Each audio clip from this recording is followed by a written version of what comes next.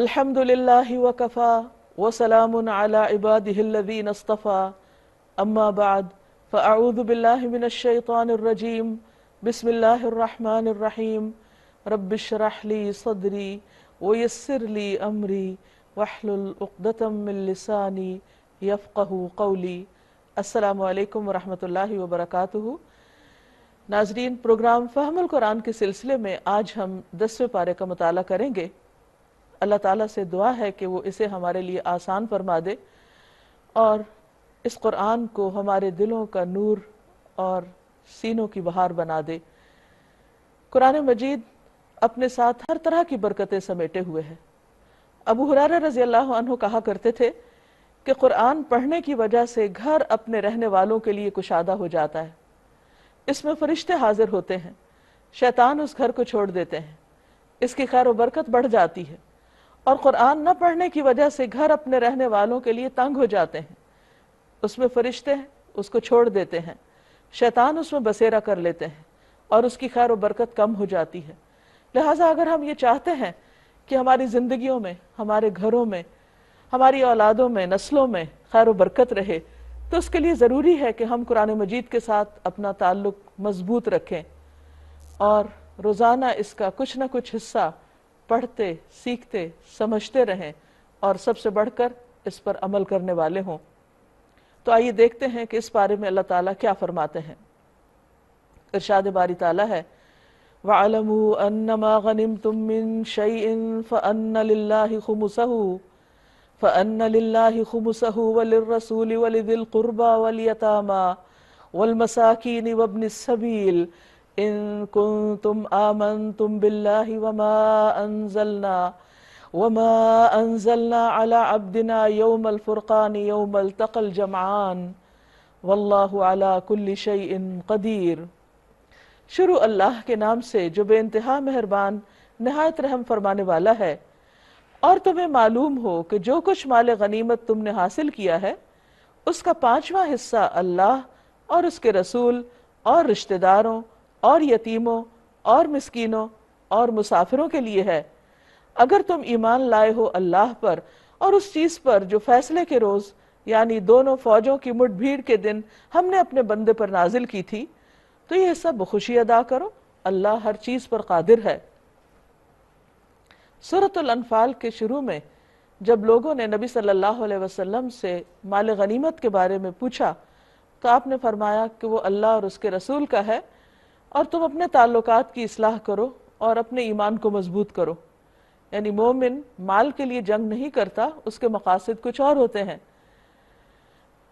مال غنیمت اس مال کو کہتے ہیں جو میدان جنگ میں دشمن سے لڑ کر انسان کے ہاتھ آتا ہے۔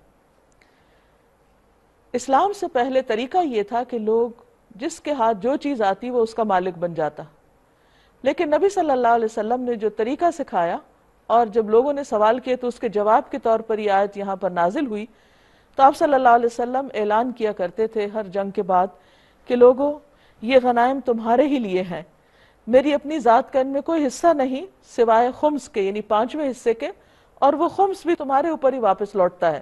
رسول اللہ صلی اللہ علیہ وسلم نے فرمایا مال غنیمت میں سے سوئی یا اس سے بھی کم درجے کی چیز ہو تو واپس کر دو، اور مال غنیمت میں خیانت سے بچو کیونکہ وہ قیامت کے دن خائن کے لیے باعث عار و ندامت ہوگی۔ تو بہرحال اللہ کے رسول صلی اللہ علیہ وسلم کے حکم سے سارا کچھ ایک جگہ اکٹھا کر لیا جاتا، پھر اس کی تقسیم ہوتی اور اس میں سب سے پہلے 5واں حصہ نکال لیا جاتا۔ وہ 5واں حصہ کس کا؟ فَأَنَّ لِلَّهِ، سب سے پہلے اللہ کے لیے، وَلِلرَّسُولِ اور پھر رسول کے لیے، وَلِذِي الْقُرْبَى اور رشتہ داروں کے لیے، وَالْيَتَامَى اور یتیموں کے لیے، وَالْمَسَاكِينِ مسکینوں کے لیے، وَابْنِ السَّبِيلِ اور مسافروں کے لیے۔ گویا اس میں ایک تو رسول اللہ صلی اللہ علیہ وسلم اور آپ کے اہل خاندان کے لیے مال نکالا گیا، اور کیونکہ آپ کا خاندان بھی آپ کے ساتھ وہ ساری قربانیاں کر رہا تھا جو دین کے لیے کی جانی چاہیے، اور اس کے علاوہ سوسائٹی کے وہ طبقات جو محروم ہیں اور ضرورت مند ہیں، جن میں مسکین، یتیم اور مسافر، ان سب کا بھی حصہ رکھا گیا۔ یعنی مال غنیمت صرف ان فوجیوں کے لیے نہیں جو واقعی جنگ لڑیں، بلکہ اس میں سوسائٹی کے دوسرے طبقات کا بھی حصہ ہے جو خود اس میں شریک نہیں ہو سکتے لیکن ان کی بیک سپورٹ حاصل ہے، یا پھر وہ مستحق ہیں، معذور ہیں اور وہ خود اپنے لیے کچھ کر نہیں پاتے۔ جب اس طرح مال تقسیم کیا جاتا ہے تو ایک معاشرے کے اندر خوشحالی آتی ہے، آپس میں ایک دوسرے پر اعتماد بڑھتا ہے، باہمی تعلقات خوشگوار ہوتے ہیں۔ لیکن جس معاشرے کے اندر کچھ لوگ امیر سے امیر تر ہوتے چلے جاتے ہیں اور کچھ لوگ غریب سے غریب تر ہوتے چلے جاتے ہیں، وہاں پر کبھی بھی امن قائم نہیں ہو سکتا۔ اس لیے یہاں پر اللہ سبحانہ وتعالیٰ نے خود اس مال کو تقسیم کرنے کا قاعدہ بتا دیا، اور ساتھ ہی اس کو ایمان کے ساتھ جوڑ دیا کہ اگر تم ایمان لائے ہو اللہ پر اور اس چیز پر جو فیصلے کے دن اللہ نے اپنے بندے پر نازل کی تھی، تو پھر تمہیں یہ حصہ ادا کرنا ہوگا، اور اللہ تعالیٰ ہر چیز پر قدرت رکھتا ہے۔ پھر مزید جنگ بدر کے کچھ واقعات پر تبصرہ ہے، اور اس سے جو سبق مسلمانوں کو لینا تھا اس پر بات کی گئی ہے۔ یاد کرو وہ وقت جب تم وادی کے اس جانب تھے اور وہ دوسری جانب پڑاؤ ڈالے ہوئے تھے، یعنی تمہارے دشمن، اور قافلہ تم سے نیچے ساحل کی طرف تھا۔ اگر کہیں پہلے سے تمہارے اور ان کے درمیان مقابلے کی قرارداد ہو چکی ہوتی تو تم ضرور اس موقع پر پہلو تہی کر جاتے، کیونکہ مسلمان ابھی جنگ کے لیے تیار ہی نہیں تھے، ان کی تعداد بھی کم تھی، ابھی تو ہجرت کر کے مدینہ پہنچے ہی تھے، معاشی طور پر فائنینشلی ابھی اسٹیبلش ہی نہیں ہوئے تھے، تو وہ ابھی اس قابل نہیں تھے کہ دشمن کا مقابلہ کرتے۔ لیکن یہ ایک اتفاق ایسا ہو گیا کہ دشمن خود اٹھ کر آ گیا، اور جس قافلے کو بچانے کے لیے وہ آیا تھا وہ قافلہ ساحل سمندر کے قریب سے مکہ امن کے ساتھ پہنچ گیا، اور مسلمان اور کفار ایک دوسرے کے سامنے آ گئے۔ تو اللہ تعالیٰ فرماتے ہیں اگر یہ کہیں طے کر کے یہ کام ہوتا تو تم اس میں شریک نہ ہوتے، لیکن جو کچھ پیش آیا وہ اس لیے تھا کہ جس بات کا فیصلہ اللہ کر چکا تھا اسے ظہور میں لے آئے، تاکہ جسے ہلاک ہونا ہے وہ دلیل روشن کے ساتھ ہلاک ہو، اور جسے زندہ رہنا ہے وہ دلیل روشن کے ساتھ زندہ رہے، یعنی ثابت ہو جائے کہ زندگی کس کے لیے ہے اور موت کس کے لیے ہے۔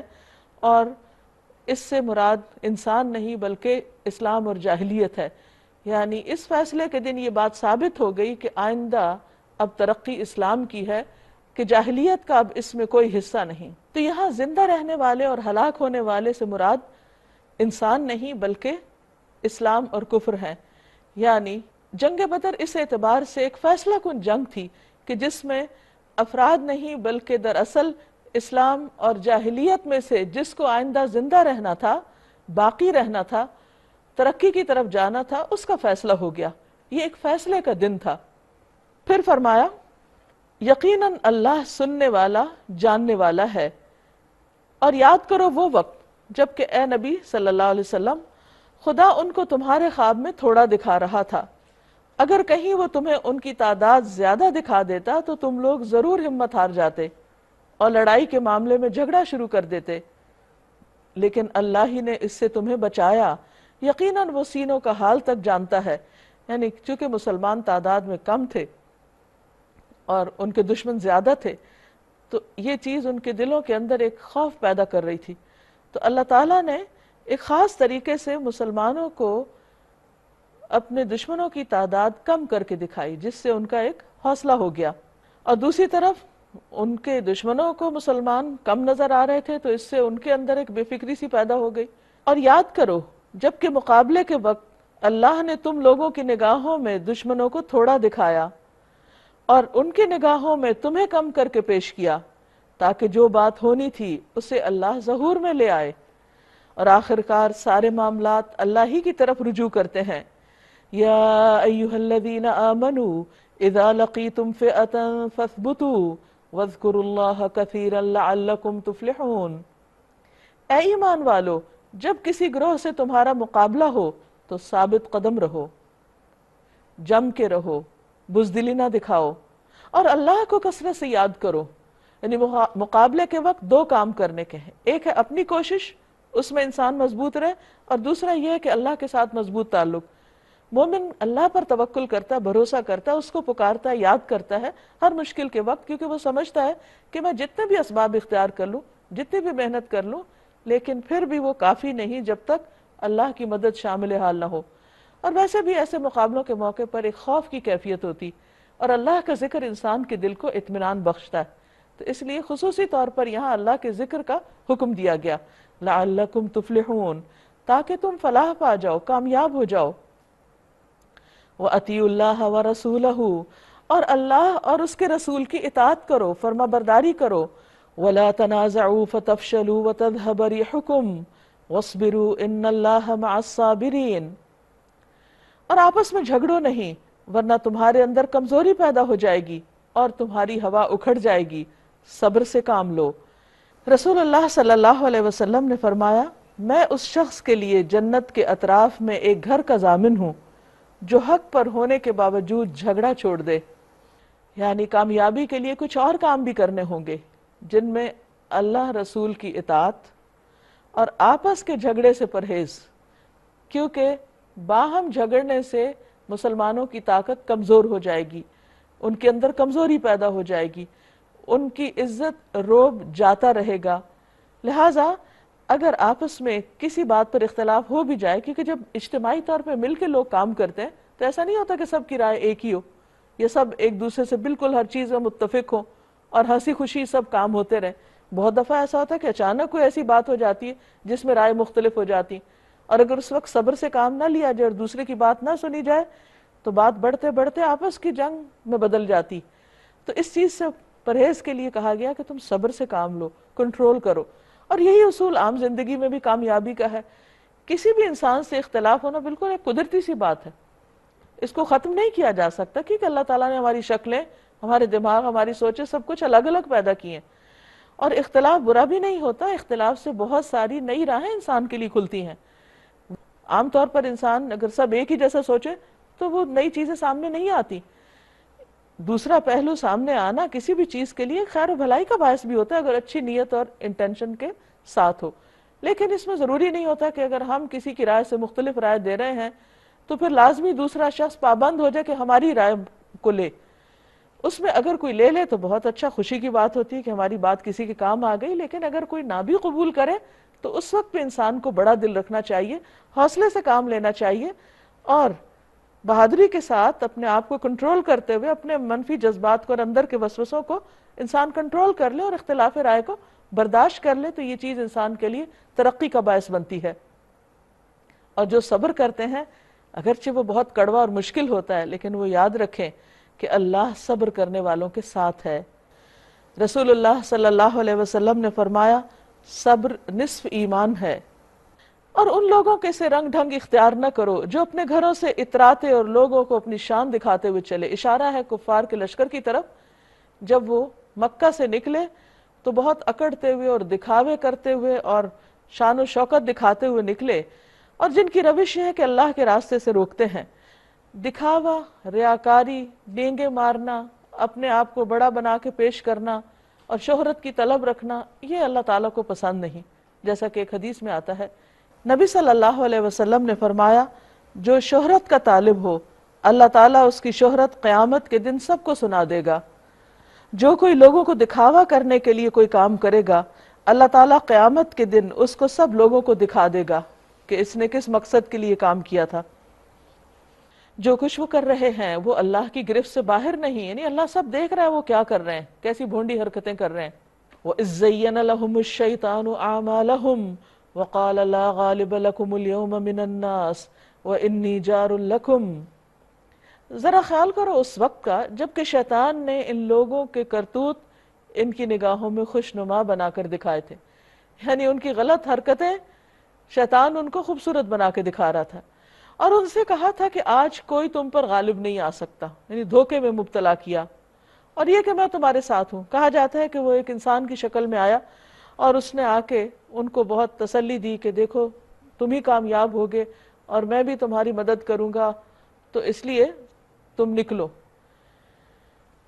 مگر جب دونوں گروہوں کا آمنا سامنا ہوا تو وہ الٹے پاؤں پھر گیا اور کہنے لگا میرا تمہارا ساتھ نہیں، میں تمہارا ساتھ نہیں دے سکتا، میں وہ کچھ دیکھ رہا ہوں جو تم نہیں دیکھتے۔ ظاہر فرشتے اترے ہوئے تھے جو انسانوں کو تو نظر نہیں آ رہے تھے مگر اس کو نظر آ رہے تھے، تو وہ ڈر کے بھاگ گیا اور وہاں کہنے لگا مجھے خدا سے ڈر لگتا ہے اور خدا بڑی سخت سزا دینے والا ہے۔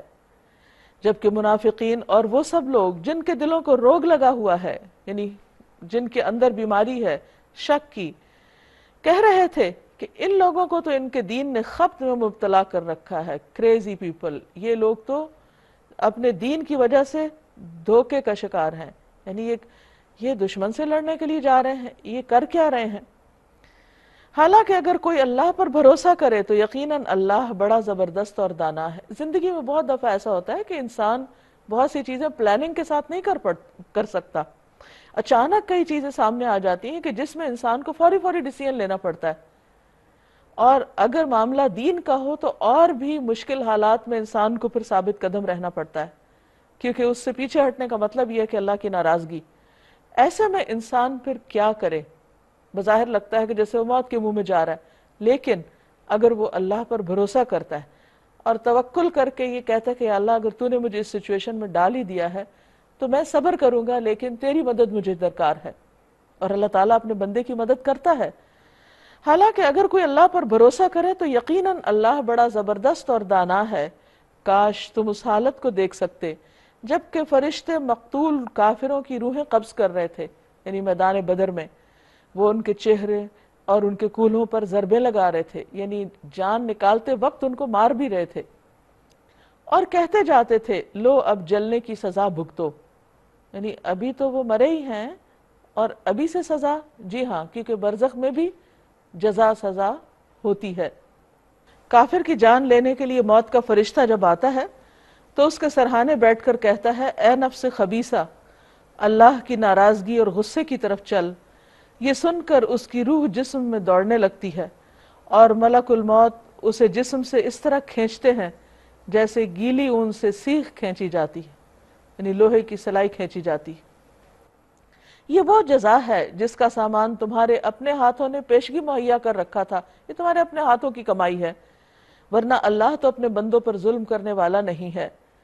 یہ معاملہ ان کے ساتھ اسی طرح پیش آیا جس طرح آل فرعون اور ان سے پہلے کے دوسرے لوگوں کے ساتھ پیش آتا رہا، یعنی جن جن لوگوں نے اپنے پیغمبروں کی مخالفت کی ان کا انجام یہی ہوا۔ ہم پیچھے دیکھ چکے ہیں کہ کس طرح قوم نوح، قوم عاد، قوم سمود، قوم لوط، قوم فرعون، ان تمام کی کیسے کیسے تباہی ہوئی جب انہوں نے پیغمبروں کی بات نہیں مانی۔ اب جو لوگ نبی صلی اللہ علیہ وسلم کی بات نہیں مان رہے تھے، نبی صلی اللہ علیہ وسلم ہجرت کر کے مدینہ آ چکے تھے اور وہ پیچھے آ رہے ہیں جنگ کرنے کے لیے، تو اللہ سبحانہ وتعالیٰ ان کے بڑے بڑے سارے سرداروں کو اکٹھا کر کے بدر میں لے آیا ختم کرانے کے لیے۔ اللہ تعالیٰ یہ نہیں چاہتا تھا کہ پوری قوم تباہ ہو، کیونکہ آپ آخری نبی تھے اور دین کو مکمل کرنا تھا، اور الحمدللہ ان میں سے بہت سے لوگ اسلام بھی قبول کر چکے تھے، تو اس لیے ان کا معاملہ دوسروں سے مختلف تھا۔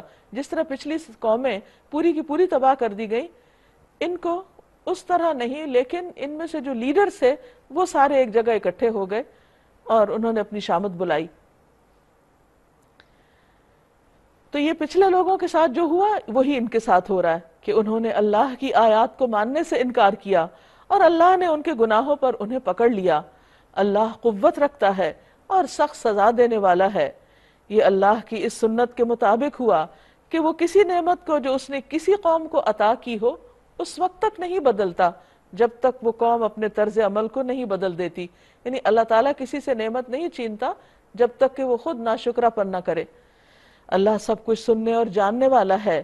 آل فرعون اور ان سے پہلے کی قوموں کے ساتھ جو کچھ پیش آیا وہ اسی ضابطے کے مطابق تھا، یعنی اللہ کے اسی قانون کے مطابق کہ انہوں نے پیغمبروں کی بات نہ مان کر ہدایت کی نعمت کو قبول نہ کر کے سخت ناشکری کا رویہ اختیار کیا۔ انہوں نے اپنے رب کی آیات کو جھٹلایا، تب ہم نے ان کے گناہوں کی پاداش میں انہیں ہلاک کیا اور آل فرعون کو غرق کر دیا۔ یہ سب ظالم لوگ تھے، یعنی اللہ نے ظلم نہیں کیا، انہوں نے خود اپنی جانوں پہ ظلم کیا تھا۔ یقیناً اللہ کے نزدیک زمین پر چلنے والی مخلوق میں سب سے بدتر وہ لوگ ہیں جنہوں نے حق کو ماننے سے انکار کر دیا، یعنی حق، سچائی ایک ایسی چیز ہے کہ جس کو نہ ماننا دراصل اپنے آپ کو جھٹلانا ہے اور اپنے آپ کو نقصان دینا ہے۔ پھر کسی طرح وہ اسے قبول کرنے پر تیار نہ ہوئے، خصوصاً ان میں سے وہ لوگ جن کے ساتھ آپ نے معاہدہ کیا پھر وہ ہر موقع پر اس کو توڑتے ہیں۔ اشارہ ہے یہود کی طرف۔ نبی صلی اللہ علیہ وسلم جب ہجرت کر کے مدینہ تشریف لائے تھے تو آپ نے ایک میثاق کیا تھا جو تاریخ میں بہت مشہور ہے، میثاق مدینہ کے نام سے، جس میں مسلمان مشرکین اور یہود یعنی 3 گروہ شامل تھے، اور اس میں نبی صلی اللہ علیہ وسلم کو ہیڈ آف دا اسٹیٹ بنایا گیا، اور پھر آپس میں سب نے عہد کیا تھا کہ اگر کوئی باہر سے حملہ آور ہوگا تو سب مل کر اس کا مقابلہ کریں گے۔ لیکن ہوا یہ کہ ان لوگوں نے بجائے اس کے کہ نبی صلی اللہ علیہ وسلم کا یہ ساتھ دیتے، یہ خفیہ طور پر آپ کے دشمنوں کے ساتھ دوستی کر لیتے اور اس عہد کو توڑتے رہتے، اور وہ ذرا خدا کا خوف نہیں کرتے۔ حالانکہ عہد توڑنا ایک بہت بڑا جرم ہے، جیسے نبی صلی اللہ علیہ وسلم کی بعض احادیث میں آیا ہے۔ بس اگر یہ لوگ تمہیں لڑائی میں مل جائیں تو ان کی ایسی خبر لو کہ ان کے بعد جو دوسرے لوگ ایسی روش اختیار کرنے والے ہوں ان کے حواس باختہ ہو جائیں، یعنی کوئی اور ایسا نہ کرے، ان کو عبرت ہو جائے۔ توقع ہے کہ بدعہدوں کے اس انجام سے وہ سبق لیں گے، اور اگر کبھی تمہیں کسی قوم سے خیانت کا اندیشہ ہو تو اس کے معاہدے کو علانیہ اس کے آگے پھینک دو، یعنی دھوکہ مت دو۔ یقیناً اللہ خیانت کاروں کو پسند نہیں کرتا۔ کفر کرنے والے اس غلط فہمی میں نہ رہیں کہ وہ بازی لے گئے، یعنی وہ کامیاب ہو گئے۔ انہم لا یعجزون، یقیناً وہ ہم کو ہرا نہیں سکتے، عاجز نہیں کر سکتے، اور تم لوگ جہاں تک تمہارا بس چلے زیادہ سے زیادہ طاقت اور تیار بندھے رہنے والے گھوڑے ان کے مقابلے کے لیے تیار رکھو۔ یہاں پر گھوڑوں کا ذکر ہوا ہے، اگرچہ وقت کے ساتھ ساتھ آلات جنگ بدلتے رہتے ہیں، لیکن گھوڑوں کی قدر و قیمت کبھی بھی کم نہیں ہوئی۔ آج بھی دنیا میں بہت سے ایسے علاقے ہیں جہاں پر سامان اور اسلحہ پہنچانے کے لیے گھوڑے ہی استعمال ہوتے ہیں، اور ویسے بھی قوت کا نشان ہے۔ ہارس پاور سب کو معلوم ہے کہ انجن کی طاقت کو ظاہر کرنے کے لیے استعمال ہوتی ہے۔ تو یہاں بیسیکلی مسلمانوں کو یہ کہا جا رہا ہے کہ تم اپنی قوت کا اظہار کرو تاکہ دوسرے لوگ تمہارے اوپر چڑھنا دوڑیں، تاکہ اس کے ذریعے سے اللہ کے اور اپنے دشمنوں کو اور دوسرے دشمنوں کو خوف زدہ کرو جنہیں تم نہیں جانتے، یعنی وہ ابھی دبے چھپے ہوئے ہیں اور دیکھ رہے ہیں کہ اونٹ کس کروٹ بیٹھتا ہے، اور پھر وہ آگے بڑھیں گے، مگر اللہ جانتا ہے یعنی ان چھپے دشمنوں کو۔ اللہ کی راہ میں جو کچھ تم خرچ کرو گے یعنی اس تیاری میں، اس کا پورا پورا بدل تمہاری طرف پلٹایا جائے گا، اور تمہارے ساتھ ہرگز ظلم نہ ہوگا۔ اور اے نبی صلی اللہ علیہ وسلم، اگر دشمن صلح اور سلامتی کی طرف مائل ہوں تو تم بھی اس کے لیے آمادہ ہو جاؤ، کیونکہ اسلام میں امن اور سلامتی کو پسند کیا گیا ہے، اور اللہ پر بھروسہ رکھو۔ عموماً انسان جب طاقتور ہو اور اسے معلوم ہو کہ وہ دشمن پہ قابو پا جائے گا تو اس کے لیے صلح کرنا ایک مشکل کام ہوتا ہے، لیکن یہاں پر یہ کہا جا رہا ہے کہ نہیں، آپ اللہ پہ بھروسہ کریں اور اسے صرف دشمن کی چال سمجھ کر اس کو نہ اگنور کریں، اس میں بہتری ہے۔ یقیناً وہی سب کچھ سننے اور جاننے والا ہے، اور اگر وہ دھوکے کی نیت رکھتے ہوں تو تمہارے لیے اللہ کافی ہے، یعنی اللہ پر بھروسہ کر کے آگے بڑھو۔ وہی تو ہے جس نے اپنی مدد سے اور مومنوں کے ذریعے سے تمہاری تائید کی، اور مومنوں کے دل ایک دوسرے کے ساتھ جوڑ دیے، ان میں الفت پیدا کر دی، کیونکہ مومن کی تو پہچان یہی ہے کہ وہ محبت کرتا ہے اور اس سے محبت کی جاتی ہے، اور یہ ایمان کی علامت ہے۔ اس کے بغیر کوئی جنت میں جا نہیں سکتا جب تک کہ باہم ایک دوسرے سے محبت نہ کرے، اور یہ محبت پھیلتی ہے سلام کے ذریعے، کہ انسان ایک دوسرے کو سلام کرتا رہے، ایک دوسرے پر سلام کا کی یعنی دعا دیتا رہے، سلامتی کی دعا دیتا رہے۔ پھر فرمایا وہی تو ہے جس نے اپنی مدد سے اور مومنوں کے ذریعے سے تمہاری تائید کی، اور مومنوں کے دل ایک دوسرے کے ساتھ جوڑ دیے۔ تم روئے زمین کی ساری دولت بھی خرچ کر ڈالتے تو ان لوگوں کے دل نہ جوڑ سکتے تھے، یعنی مال سے محبتیں نہیں خریدی جاتی، یہ اللہ ہے جو دلوں میں محبتیں ڈالتا ہے، مگر وہ اللہ ہے جس نے ان لوگوں کے دل جوڑ دیے۔ حالانکہ اسلام سے پہلے یہ لوگ آپس میں ایک دوسرے کے خون کے پیاسے تھے، صدیوں کی عداوتیں تھیں ان کے درمیان، لیکن اسلام نے آ کے ان کے درمیان ایسی محبتیں اور ایسے بہترین تعلقات پیدا کر دیے کہ جو حیران کن چیز تھی تاریخ میں۔ یقیناً وہ بڑا زبردست اور دانا ہے۔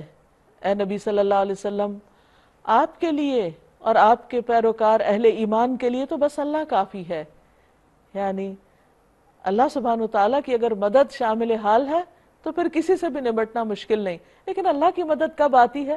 جب انسان اللہ کا تقوی اختیار کرتا ہے اور اللہ کے لیے اپنی جان مال کی قربانی کرتا ہے۔ یا ایہا النبی حرد المؤمنین علی القتال، اے نبی صلی اللہ علیہ وسلم مومنوں کو جنگ پر ابھاریے، اگر تم میں سے 20 آدمی صابر ہوں تو وہ 200 پر غالب آئیں گے، کیونکہ جنگ بدر میں مسلمان کم تھے، تعداد کم تھی، تو اس پر یہ کہا جا رہا ہے کہ آئندہ اس بات کی فکر نہ کرے کہ تعداد کم ہے، کیونکہ اصل چیز ہے اللہ کی مدد۔ اگر تمہارے اندر کوالٹی ہے اور تمہارا کردار مضبوط اور ایمان مضبوط ہے تو تعداد کی کمی سے فرق نہیں پڑے گا، وہ اللہ تعالیٰ اس کمی کو ایمان کی قوت کے ذریعے پورا کر دے گا۔ اگر 100 آدمی ایسے ہوں تو منکرین حق میں سے 1000 آدمیوں پر بھاری ہوں گے، کیونکہ وہ ایسے لوگ ہیں جو سمجھ نہیں رکھتے۔ اچھا، اب اللہ نے تمہارا بوجھ ہلکا کیا اور اسے معلوم ہوا کہ ابھی تم میں کمزوری ہے، پس اگر تم میں سے 100 آدمی صابر ہوں تو 200 پر، اور 1000 آدمی ایسے ہوں تو 2000 پر، یعنی 1 اور 2 کی ریشو سے اللہ کے حکم سے غالب آ جائیں گے۔ اس کا مطلب یہ ہے کہ جتنا جتنا ایمان زیادہ مضبوط ہوتا ہے، جتنا جتنا کردار زیادہ مضبوط ہوتا ہے، اتنی اتنی اللہ کی مدد بھی زیادہ ملتی ہے۔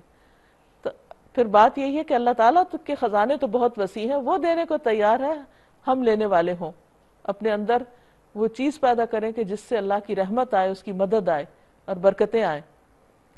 اور اللہ ان لوگوں کے ساتھ ہے جو صبر کرنے والے ہیں، یہ چیز بار بار آتی ہے قرآن مجید میں، اور صبر کرنے والوں کی خوبی بیان کی گئی ہے۔ تو اس سے یہ راز پتہ چلتا ہے کہ اللہ کی مدد کب آتی ہے، جب انسان صبر و تحمل سے کام لیتا ہے اور اپنے غصے پر، اپنے جذبات پر، اپنے منفی خیالات پر کنٹرول کرتا ہے اور دوسرے کی بہت سی منفی باتوں کو سن کر خاموش ہو جاتا ہے، کیونکہ اسے معلوم ہوتا ہے کہ اللہ کے فرشتے جواب دے رہے ہیں۔ لیکن عموماً انسان بے صبری سے کام لیتا ہے، جس کی وجہ سے مدد سے محروم ہو جاتا ہے، لوگوں کی نگاہوں میں بھی گر جاتا ہے اور اللہ کی مدد سے بھی محروم ہو جاتا ہے۔ کسی نبی کے لیے یہ زیبا نہیں کہ اس کے پاس قیدی ہوں جب تک کہ وہ زمین میں دشمنوں کو اچھی طرح کچل نہ دے۔ تم لوگ دنیا کے فائدے چاہتے ہو، حالانکہ اللہ کے پیش نظر آخرت ہے اور اللہ غالب اور حکیم ہے۔ جب جنگ بدر میں قیدی ہاتھ آئے تو آپ نے صحابہ سے مشورہ کی کہ ان کے ساتھ کیا معاملہ کیا جائے، تو بعض نے کہا، جس میں حضرت عمر اور حضرت معاذ تھے، کہ ان کو ختم کر دیا جائے، کیونکہ یہ آئندہ پھر دوبارہ آئیں گے تو اس طرح دشمنوں کی طاقت کم ہو جائے گی، یا کچل دی جائے گی تو مشکل آسان ہو جائے گی۔ بعض کی رائے یہ تھی کہ ان کو معاف کر دیا جائے اور ان سے کچھ فدیہ لے لیا جائے اور وہ کسی اور کام آ جائے گا۔ تو بہرحال جب ان سے فدیہ لے کر ان کو چھوڑ دیا گیا تو اللہ سبحانہ وتعالیٰ کو یہ رائے پسند نہیں آئی۔ اس پر فرمایا، اگر اللہ کا نوشتہ پہلے نہ لکھا جا چکا ہوتا تو جو کچھ تم لوگوں نے لیا ہے اس کی پاداش میں تم کو بڑی سزا دی جاتی، بس جو کچھ تم نے مال حاصل کیا اسے کھاؤ کہ وہ حلال اور پاک ہے۔ ایسا نہیں کہ وہ فدیہ بذات خود حرام تھا، وہ جائز تھا، لیکن اس موقع پر جبکہ ایک نبی کے ہاتھ میں سارے دشمن آ چکے تھے، اگر ان کو ختم کر دیا جاتا تو آئندہ کے لیے بہت آسانی ہو جاتی۔ لیکن جو اللہ نے چاہا، فَكُلُوا مِمَّا غَنِمْتُمْ حَلَالًا طَيِّبًا، تو جو مال غنیمت تم نے حاصل کیا ہے اسے کھاؤ کہ وہ حلال اور پاک ہے، اور اللہ سے ڈرتے رہو، یقیناً اللہ درگزر کرنے والا اور رحم فرمانے والا ہے۔ یا ایہا النبی قل لمن فی ایدیکم من الاسرا، اے نبی صلی اللہ علیہ وسلم تم لوگوں کے ہاتھ میں جو قیدی ہیں ان سے کہو کہ اگر اللہ کو معلوم ہوا کہ تمہارے دلوں میں کچھ خیر ہے تو وہ تمہیں اس سے بڑھ چڑھ کر دے گا جو تم سے لے لیا گیا، اور تمہاری خطائیں معاف کر دے گا۔ اللہ درگزر کرنے والا اور رحم فرمانے والا ہے۔ اب دوسری طرف وہ جو جنگی قیدی تھے ان کو ایک طرح سے اسلام کی دعوت دی جا رہی ہے کہ اگر تم مسلمان ہو جاتے ہو تو تمہیں اللہ تعالیٰ اس سے بھی بڑھ کر دے گا۔ اور انہی قیدیوں میں حضرت عباس بھی تھے۔ تو بعد میں جب حضرت عمر رضی اللہ تعالیٰ عنہ وظائف تقسیم کرتے تو جب انہوں نے بعد میں اسلام قبول کر لیا، یہ کہا کرتے تھے کہ یہ آپ کا وہ حصہ ہے جو اللہ نے دنیا میں وعدہ کیا اور آخرت میں اس سے بھی بڑھ کر ہے، اور تمہاری خطائیں معاف کر دے گا، اللہ درگزر کرنے والا اور رحم فرمانے والا ہے۔ لیکن اگر وہ تیرے ساتھ خیانت کا ارادہ رکھتے ہیں تو اس سے پہلے وہ اللہ کے ساتھ خیانت کر چکے ہیں، چنانچہ اسی کی سزا اللہ نے انہیں دی کہ وہ تیرے قابو میں آ گئے، یعنی یہاں میدان جنگ میں پکڑے گئے۔ اللہ سب کچھ جانتا ہے اور حکیم ہے۔ ان الذین آمنوا وہاجروا وجاہدوا باموالہم بِأَمْوَالِهِمْ وَأَنفُسِهِمْ فِي سَبِيلِ اللَّهِ وَالَّذِينَ آوَوا وَنَصَرُوا أُولَئِكَ بَعْضُهُمْ أَوْلِيَاءُ بَعْضٍ۔ جن لوگوں نے ایمان قبول کیا اور ہجرت کی اور اللہ کی راہ میں اپنی جانیں لڑائیں اور اپنے مال کھپائے، اور جن لوگوں نے ہجرت کرنے والوں کو جگہ دی اور ان کی مدد کی، وہی دراصل ایک دوسرے کے ولی ہیں، دوست ہیں۔ یعنی انصار و مہاجرین ہمیشہ کے لیے ایک دوسرے کے دوست ہیں، جیسے حدیث میں بھی آتا ہے۔ رسول اللہ صلی اللہ علیہ وسلم نے فرمایا، مہاجرین و انصار دنیا و آخرت میں آپس میں ایک دوسرے کے دوست ہیں۔ رہے وہ لوگ جو ایمان تو لے آئے مگر ہجرت کر کے نہیں آئے، تو ان سے تمہاری ولایت کا کوئی تعلق نہیں جب تک وہ ہجرت کر کے نہ آ جائیں۔ ہاں، اگر وہ دین کے معاملے میں تم سے مدد مانگے تو ان کی مدد کرنا تم پر فرض ہے، لیکن کسی ایسی قوم کے خلاف نہیں جن سے تمہارا معاہدہ ہو، کیونکہ معاہدوں کی پابندی لازم ہے۔ جو کچھ تم کرتے ہو اللہ اسے دیکھتا ہے۔ جو لوگ منکر حق ہیں وہ ایک دوسرے کی حمایت کرتے ہیں۔ اگر تم یہ نہ کرو گے تو زمین میں فتنہ اور بڑا فساد برپا ہوگا۔ جو لوگ ایمان لائے اور جنہوں نے اللہ کی راہ میں گھر بار چھوڑے اور جد و جہد کی، جنہوں نے پناہ دی اور مدد کی، وہی سچے مومن ہیں۔ ان کے لیے خطاؤں سے درگزر ہے اور بہترین رزق ہے۔ یعنی اللہ کے راستے میں قربانیاں کرنے والوں کی اللہ تعالیٰ بہترین قدردانی فرماتا ہے۔ اور جو لوگ بعد میں ایمان لائے اور ہجرت کر کے آ گئے اور تمہارے ساتھ مل کر جد و جہد کرنے لگے، وہ بھی تم ہی میں شامل ہیں، مگر اللہ کی کتاب میں خون کے رشتہ دار ایک دوسرے کے زیادہ حقدار ہیں۔ یقیناً اللہ ہر چیز کو جانتا ہے۔ یعنی اسلامی بھائی چارہ اپنی جگہ، لیکن اس کی بنا پر وراثت میں حقدار وہ لوگ نہیں ہو سکتے۔ یہ ایک قانون بتا دیا گیا، کیونکہ بعض لوگ یہ سمجھ رہے تھے کہ جس طرح انصار نے مہاجرین کو اپنے مال میں، اپنی زمینوں میں، اپنی جائیدادوں میں شریک کیا وقتی طور پر، تو شاید اب آئندہ قانونی وارث بھی وہ بن جائیں گے۔ تو بتایا گیا کہ نہیں، قانونی وارث صرف خون کے رشتے یا جو اللہ نے وارث مقرر کیے ہیں وہی ہوں گے۔ سورۃ التوبہ، براءۃ من اللہ ورسولہ الی الذین عاہدتم من المشرکین۔ اس سورت کے شروع میں بسم اللہ نہیں۔ اس کی وجہ کیا ہے؟ کیونکہ نبی صلی اللہ علیہ وسلم نے لکھوائی نہیں تھی۔ اس سے یہ بھی پتہ چلتا ہے کہ قرآن مجید کے ہم تک پہنچنے میں کس قدر احتیاط برتی گئی، اور بعین ہی اسی طرح پہنچا جیسے نبی صلی اللہ علیہ وسلم نے وحی نازل ہونے کے بعد لکھوایا تھا۔ اس کے علاوہ بھی بہت سی وجوہات بتائی جاتی ہیں، لیکن اصل بات یہی ہے کہ جیسا آپ نے فرمایا ویسا ہی لکھا گیا اور ویسا ہی ہم تک پہنچا، اور ویسے ہی ہم کو پڑھنا ہے۔ اعلان برات ہے اللہ اور اس کے رسول کی طرف سے ان مشرکین کو جن سے تم نے معاہدے کیے تھے۔ زندگی ہم سب کے لیے ایک امتحان ہے، اور زندگی کا ایک وقت مقرر ہے۔ جب کسی کا وقت پورا ہو جاتا ہے تو دنیا سے چلا جاتا ہے۔ تو جس طرح افراد کی زندگی کا ایک وقت ہے، اسی طرح اقوام کی زندگی کا بھی ایک وقت ہوتا ہے۔ جب کوئی پیغمبر کسی قوم کی طرف بھیجا جاتا ہے تو اس کا ایک وقت مقرر ہوتا ہے کہ اتنا وقت ہے اس قوم کے پاس، یا تو سنبھل جائے یا پھر اس کے عذاب کا فیصلہ ہو گیا۔ پچھلی تو قوموں کو پورے کا پورا تباہ کر دیا گیا، سوائے ایمان والوں کے جن کو بیچ میں سے نکال کے اللہ تعالیٰ لے گئے، ان کو بچا لیا گیا، ان کی مدد کی گئی۔ لیکن نبی صلی اللہ علیہ وسلم کے ساتھ معاملہ کچھ مختلف تھا۔ آپ کے ماننے والے مدینہ میں ہجرت کر کے آ گئے، کچھ مکہ کے اندر بھی رہے، اور جن لوگوں نے انکار کیا وہ خود بخود جنگ بدر کے میدان میں پہنچ گئے، ان کے لیڈرز، اور ان میں سے کچھ وہاں مارے گئے اور کچھ پکڑائی دیے گئے۔ اور اس طرح ان کو اللہ سبحانہ وتعالیٰ نے مزید مہلت دی ایک طرح سے کہ وہ سنبھل جائیں۔ نبی صلی اللہ علیہ وسلم نے مدینہ میں رہ کر بھی اپنا کام جاری رکھا۔ یہ سورت جو ہے یہ 9 ہجری میں نازل ہوئی ہے، بالکل آخری دور میں، جبکہ دین پوری طرح اسٹیبلش ہو چکا تھا۔ مشرکین کو ایک مہلت دی گئی 4 مہینے کی کہ اب تم سوچ لو کہ تم نے پیغمبر کا ساتھ دینا ہے یا پھر تم نے دوسری راہ اختیار کرنی ہے۔ اب تمہارے ساتھ امن کے سارے معاہدے ختم ہونے لگے ہیں، اور خصوصاً ان کے ساتھ جنہوں نے تم سے معاہدے کیے اور پھر اس کے بعد ان کی پاسداری نہیں کی۔ تو ایک طرح سے ایک فائنل نوٹس تھا کہ اب تمہارے جینے کی مدت، مہلت ختم ہو گئی ہے۔ اس کے بعد تم فیصلہ کر لو کہ تمہیں کس طرف کو جانا ہے۔ فَسِیحُوا فِی الْأَرْضِ أَرْبَعَةَ أَشْهُرٍ، بس تم لوگ ملک میں 4 مہینے اور چل پھر لو، یہ مہلت ہے بس باقی تمہارے پاس، اور جان رکھو کہ تم اللہ کو عاجز کرنے والے نہیں ہو، اور یہ کہ اللہ منکرین حق کو رسوا کرنے والا ہے، یعنی اس کے بعد دنیا میں تمہارے لیے کوئی عزت نہیں کیونکہ تم نے پیغمبر کی بات نہیں مانی۔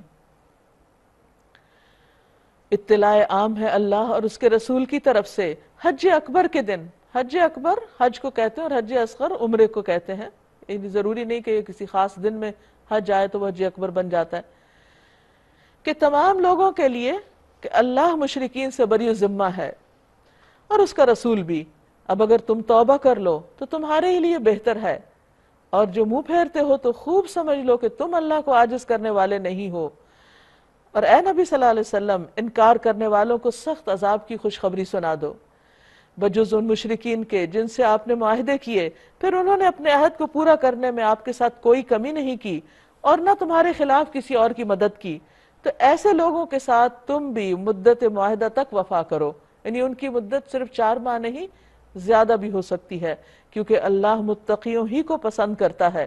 یعنی یہ بات تقوی کے خلاف ہوگی کہ جنہوں نے تم سے معاہدے کی پابندی کی تم ان سے بلا وجہ معاہدہ ختم کرو، یعنی ان سے عہد شکنی نہیں کرنی۔ پس جب حرام مہینے گزر جائیں تو مشرکین کو قتل کرو، جہاں پاؤ انہیں پکڑو اور گھیرو، اور ہر گھات میں ان کی خبر لینے کے لیے بیٹھو۔ یہ کوئی عام جنگ نہیں تھی، یہ ایک طرح سے اللہ کا عذاب تھا ان مشرکین کے لیے جنہوں نے ساری مدتیں اور مہلتیں پوری کرنے کے بعد بھی پیغمبر کی دشمنی نہیں چھوڑی۔ فرمایا بس اب ان کی موت کا وقت ہے، انہیں ختم کر دیا جائے تاکہ دین پورے کا پورا اللہ کے لیے ہو جائے۔ اور یہ ایک مخصوص وقت اور حالات کے لیے یہ آیت نازل ہوئی تھی۔ پھر اگر وہ توبہ کر لیں اور نماز قائم کریں اور زکوٰۃ دیں تو انہیں چھوڑ دو، یعنی پھر ان کے ساتھ یہ سلوک نہیں ہوگا کہ انہیں جہاں پاؤ ختم کرو۔ اللہ درگزر کرنے والا اور رحم کرنے والا ہے۔ اور اگر مشرکین میں سے کوئی شخص پناہ مانگ کر تمہارے پاس آنا چاہے تاکہ اللہ کا کلام سنے تو اسے پناہ دے دو، یہاں تک کہ وہ اللہ کا کلام سن لے، یعنی آخر دم تک تم خیر کی بات پہنچا کر حجت تمام کرو، کہ کوئی آخری موقع بھی نہ رہ جائے کسی کے پاس کہ اس پر ظلم ہو، پھر اسے اس کے امن تک، امن کی جگہ یا اس کے ٹھکانے تک پہنچا دو۔ یہ اس لیے کرنا چاہیے کہ یہ لوگ علم نہیں رکھتے، ہو سکتا ہے جب قرآن سنے علم آ جائے تو ان کی اصلاح ہو جائے، کیونکہ اسلام اس لیے تو نہیں آیا کہ لوگوں کو ختم کر دیا جائے، نبی صلی اللہ علیہ وسلم رحمت للعالمین بنا کر بھیجے گئے ہیں اس لیے تاکہ لوگوں کو اس دنیا اور آخرت میں امن نصیب ہو، اس لیے نہیں کہ ان کو ختم کر دیا جائے، یہ سب اللہ کی مخلوق ہیں۔ تو نبی صلی اللہ علیہ وسلم کی سنت کی اقتداء میں عام مسلمانوں کا بھی فرض بنتا ہے کہ وہ جو نہیں جانتے اسلام کے بارے میں پہلے ان کو اسلام کے بارے میں بتائیں۔ ان مشرکین کے لیے، یعنی جو نبی صلی اللہ علیہ وسلم کے مخاطب ہیں، اللہ اور اس کے رسول کے نزدیک کوئی عہد آخر کیسے ہو سکتا ہے بجز ان لوگوں کے جن سے تم نے مسجد حرام کے پاس معاہدہ کیا تھا، جب تک وہ تمہارے ساتھ سیدھے رہیں تم بھی ان کے ساتھ سیدھے رہو، کیونکہ اللہ متقیوں کو پسند کرتا ہے۔ مگر ان کے سوا دوسرے مشرکین کے ساتھ کوئی عہد کیسے ہو سکتا ہے، جبکہ ان کا حال یہ ہے کہ تم پر قابو پا جائیں تو نہ تمہارے معاملے میں کسی رشتہ داری کا لحاظ کریں نہ کسی معاہدے کی ذمہ داری کا، یعنی وہ دھوکے باز لوگ ہیں تو ان کے ساتھ پھر سختی سے نپٹا جائے گا۔ وہ اپنی زبانوں سے تم کو راضی کرنے کی کوشش کرتے ہیں مگر دل ان کے انکار کرتے ہیں، اور ان میں سے اکثر فاسق ہیں، یعنی اخلاقی حدود کی پاسداری نہیں کرتے، کوئی پابندی نہیں کرتے، ان کا کوئی دین ایمان نہیں، کوئی اخلاق نہیں، کوئی کردار نہیں، دھوکہ باز ہیں وہ، تو ان سے تو محتاط رہنا ضروری ہے۔ انہوں نے اللہ کی آیات کے بدلے تھوڑی سی قیمت قبول کر لی، پھر اللہ کے راستے میں سد راہ بن کر کھڑے ہو گئے۔ بہت برے کرتوت تھے جو یہ کرتے رہے۔ کسی مومن کے معاملے میں نہ یہ قرابت کا لحاظ رکھتے ہیں اور نہ کسی عہد کی ذمہ داری کا، اور زیادتی ہمیشہ انہی کی طرف سے ہوئی ہے۔ بس اگر یہ توبہ کر لیں اور نماز قائم کر لیں اور زکوٰۃ دیں تو تمہارے دینی بھائی ہیں۔ تو اس سے یہ پتہ چلتا ہے کہ صرف لا الہ الا اللہ کافی نہیں، اس کا ثبوت بھی ضروری ہے جو نماز اور زکوٰۃ کی صورت میں ہوگا۔ اسی لیے حضرت ابوبکر صدیق رضی اللہ تعالیٰ عنہ نے جن لوگوں نے زکوٰۃ سے انکار کیا تھا ان کے خلاف جنگ کی تھی، کیونکہ زکوٰۃ اسلام کا ایک بنیادی رکن ہے، اس کا انکار دین کی حدوں کو توڑنے کے برابر ہے۔ اور جاننے والوں کے لیے ہم اپنے احکام واضح کیے دیتے ہیں، اور اگر عہد کرنے کے بعد پھر یہ اپنے قسموں کو توڑ ڈالیں اور تمہارا دین پر حملے شروع کر دیں تو کفر کے علمبرداروں سے جنگ کرو، کیونکہ ان کی قسموں کا کوئی اعتبار نہیں، شاید پھر تلوار کے زور سے ہی باز آئیں۔ الا تقاتلون قوما نکثوا ایمانہم وہموا باخراج الرسول وہم بدؤوکم اول مرہ، کیا تم نہ لڑو گے ایسے لوگوں سے جو اپنے عہد توڑتے رہے اور جنہوں نے رسول صلی اللہ علیہ وسلم کو ملک سے نکال دینے کا ارادہ کیا، اور زیادتی کی ابتدا کرنے والے بھی وہی تھے۔ یعنی یہ جنگ کا جو اعلان تھا یہ کوئی ان پہ ظلم کرنے کے لیے نہیں تھا، ان کے سارے جرائم کی سزا کے طور پر تھا۔ کیا تم ان سے ڈرتے ہو؟ اگر تم مومن ہو تو اللہ اس کا زیادہ مستحق ہے کہ اس سے ڈرو، ان سے لڑو، اللہ تمہارے ہاتھوں سے ان کو سزا دلوائے گا، کیونکہ وہ مجرم ہیں، اور انہیں ذلیل و خوار کرے گا اور ان کے مقابلے میں تمہاری مدد کرے گا، اور بہت سے مومنوں کے دل ٹھنڈے کرے گا اور ان کے قلوب کی جلن مٹا دے گا، اور جسے چاہے گا توبہ کی توفیق بھی دے گا۔ اللہ سب کچھ جاننے والا اور دانا ہے۔ کیا تم لوگوں نے یہ سمجھ رکھا ہے کہ یوں ہی چھوڑ دیے جاؤ گے؟ حالانکہ ابھی اللہ نے تو یہ دیکھا ہی نہیں کہ تم میں سے کون وہ لوگ ہیں جنہوں نے اس کی راہ میں جاں فشانی کی اور اللہ اور رسول اور مومنوں کے سوا کسی کو جگری دوست نہ بنایا۔ جو کچھ تم کرتے ہو اللہ اس سے باخبر ہے۔ ما کان للمشرکین ان یعمروا مساجد اللہ، مشرکین کا یہ کام نہیں کہ وہ اللہ کی مسجدوں کے مجاور و خادم بنے، حالانکہ اپنے اوپر وہ خود کفر کی شہادت دے رہے ہیں۔ یعنی مسجدیں تو صرف ایک اللہ کی عبادت کے لیے بنی ہیں، تو جو شخص خود شرک کرتا ہو وہ مسجد کی خدمت کیسے کر سکتا ہے، اس کا حق کیسے دے سکتا ہے؟ ان کے تو سارے اعمال ضائع ہو گئے، کیونکہ شرک کے ساتھ کسی بھی قسم کی نیکی فائدہ نہیں دیتی، اور جہنم میں انہیں ہمیشہ رہنا ہے۔ اللہ کی مسجدوں کے آباد کار، مجاور اور خادم تو وہی ہو سکتے ہیں جو اللہ اور روز آخر کو مانے اور نماز قائم کریں اور زکوٰۃ دیں، پھر وہی شرائط، اور اللہ کے سوا کسی سے نہ ڈریں، انہی سے یہ توقع ہے کہ سیدھی راہ چلیں گے۔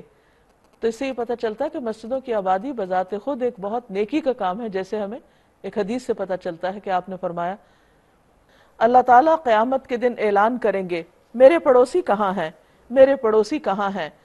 فرشتے پوچھیں گے اے ہمارے رب کسے زیب دیتا ہے کہ وہ تیرے پڑوس میں آئے؟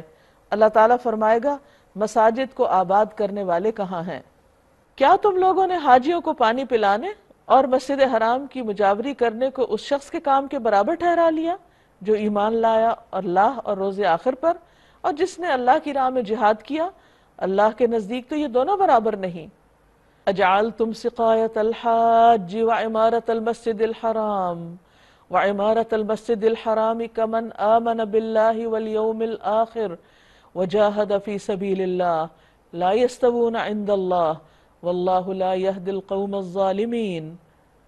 کیا تم لوگوں نے حاجیوں کو پانی پلانے اور مسجد حرام کی مجاوری کرنے کو اس شخص کے کام کے برابر ٹھہرا لیا جو ایمان لایا اللہ پر اور روز آخر پر، اور جس نے اللہ کی راہ میں جہاد کیا، جد و جہد کی؟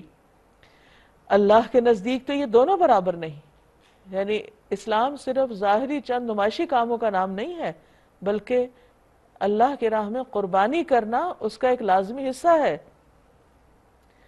اللہ کے نزدیک یہ دونوں برابر نہیں، اور اللہ ظالموں کی رہنمائی نہیں کرتا۔ اللہ کے ہاں تو انہی لوگوں کا درجہ بڑا ہے جو ایمان لائے اور جنہوں نے اس کی راہ میں گھر بار چھوڑے اور جان و مال سے جہاد کیا، وہی کامیاب ہیں۔ ان کا رب انہیں اپنی رحمت اور خوشنودی اور ایسی جنتوں کی بشارت دیتا ہے جہاں ان کے لیے پائیدار عیش کے سامان ہیں، ان میں وہ ہمیشہ رہیں گے۔ یقیناً اللہ کے پاس خدمت کا صلہ دینے کو بہت کچھ ہے۔ یا ایہا الذین آمنوا لا تتخذوا آباءکم واخوانکم اولیاء ان استحبوا الکفر علی الایمان ومن یتولہم منکم فاولئک هم الظالمون۔ اے لوگوں جو ایمان لائے ہو، اپنے باپوں اور بھائیوں کو بھی اپنا دوست نہ بناؤ اگر وہ ایمان پر کفر کو ترجیح دیں، تم میں سے جو ان کو دوست بنائیں گے وہی ظالم ہوں گے۔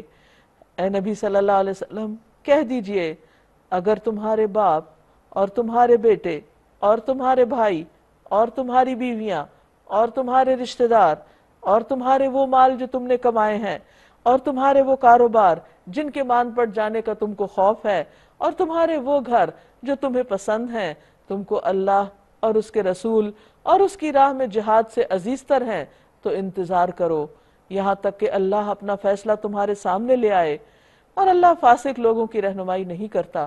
اس سے پتہ ہی چلتا ہے کہ جتنے بھی رشتے اور جتنے بھی محبوب چیزیں ہیں ان سب کا اپنا اپنا ایک مقام ہے، لیکن ان میں سے کسی بھی چیز کو اللہ اور رسول کی محبت پر غالب نہیں آنا چاہیے۔ اگر یہ دو محبتیں باہم ٹکرائیں تو ان چیزوں کی محبت کو نیچے رکھا جائے گا اور اللہ رسول اور اللہ کے راستے میں جد و جہد کی محبت کو آگے رکھا جائے گا۔ یہی دراصل پھر کامیابی کی علامت ہے۔ اللہ اس سے پہلے بہت سے مواقع پر تمہاری مدد کر چکا ہے۔ ابھی غزوہ حنین کے روز، اس روز تمہیں اپنی تعداد کی کثرت کا غرہ تھا کہ تم زیادہ ہو تو اب تم جیت ہی جاؤ گے، مگر وہ تمہارے کچھ کام نہ آئی۔ اب دیکھیے کہ ایک طرف بدر ہے جس میں بہت تھوڑی تعداد ہے لیکن اللہ کی مدد ساتھ ہے تو کامیابی ہوئی، دوسری طرف حنین ہے جس سے پہلی دفعہ مسلمانوں کا لشکر 12,000 کا تھا اور انہیں اللہ سے زیادہ اس لشکر کے اوپر اطمینان تھا کہ شاید اس بنا پہ کامیاب ہو، لیکن مسلمانوں کی ابتدائی مٹ بھیڑ میں ان کی جمعیت جو تھی وہ منتشر ہونے لگ گئی دشمن کے حملے کی وجہ سے۔ تو اللہ تعالیٰ فرماتے ہیں اور زمین اپنی وسعت کے باوجود تم پر تنگ ہو گئی اور تم پیٹ پھیر کر بھاگ نکلے، یعنی منتشر ہو گئے۔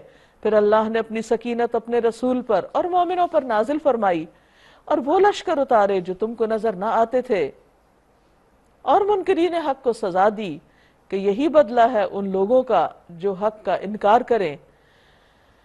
پھر تم یہ بھی دیکھ چکے ہو کہ اس طرح سزا دینے کے بعد اللہ جسے چاہتا ہے توبہ کی توفیق بھی بخش دیتا ہے، کیونکہ ہم دیکھتے ہیں کہ اس موقع پر کئی ایسے لوگ مسلمان ہو گئے اور پلٹ آئے جو اس سے پہلے نہیں تھے، اور خاص طور پر جب آپ نے اس کے بعد مال غنیمت تقسیم کیا جیسے صفوان بن امیہ کو، تو اس کے دل میں کس طرح حضور صلی اللہ علیہ وسلم کی محبت پیدا ہو گئی۔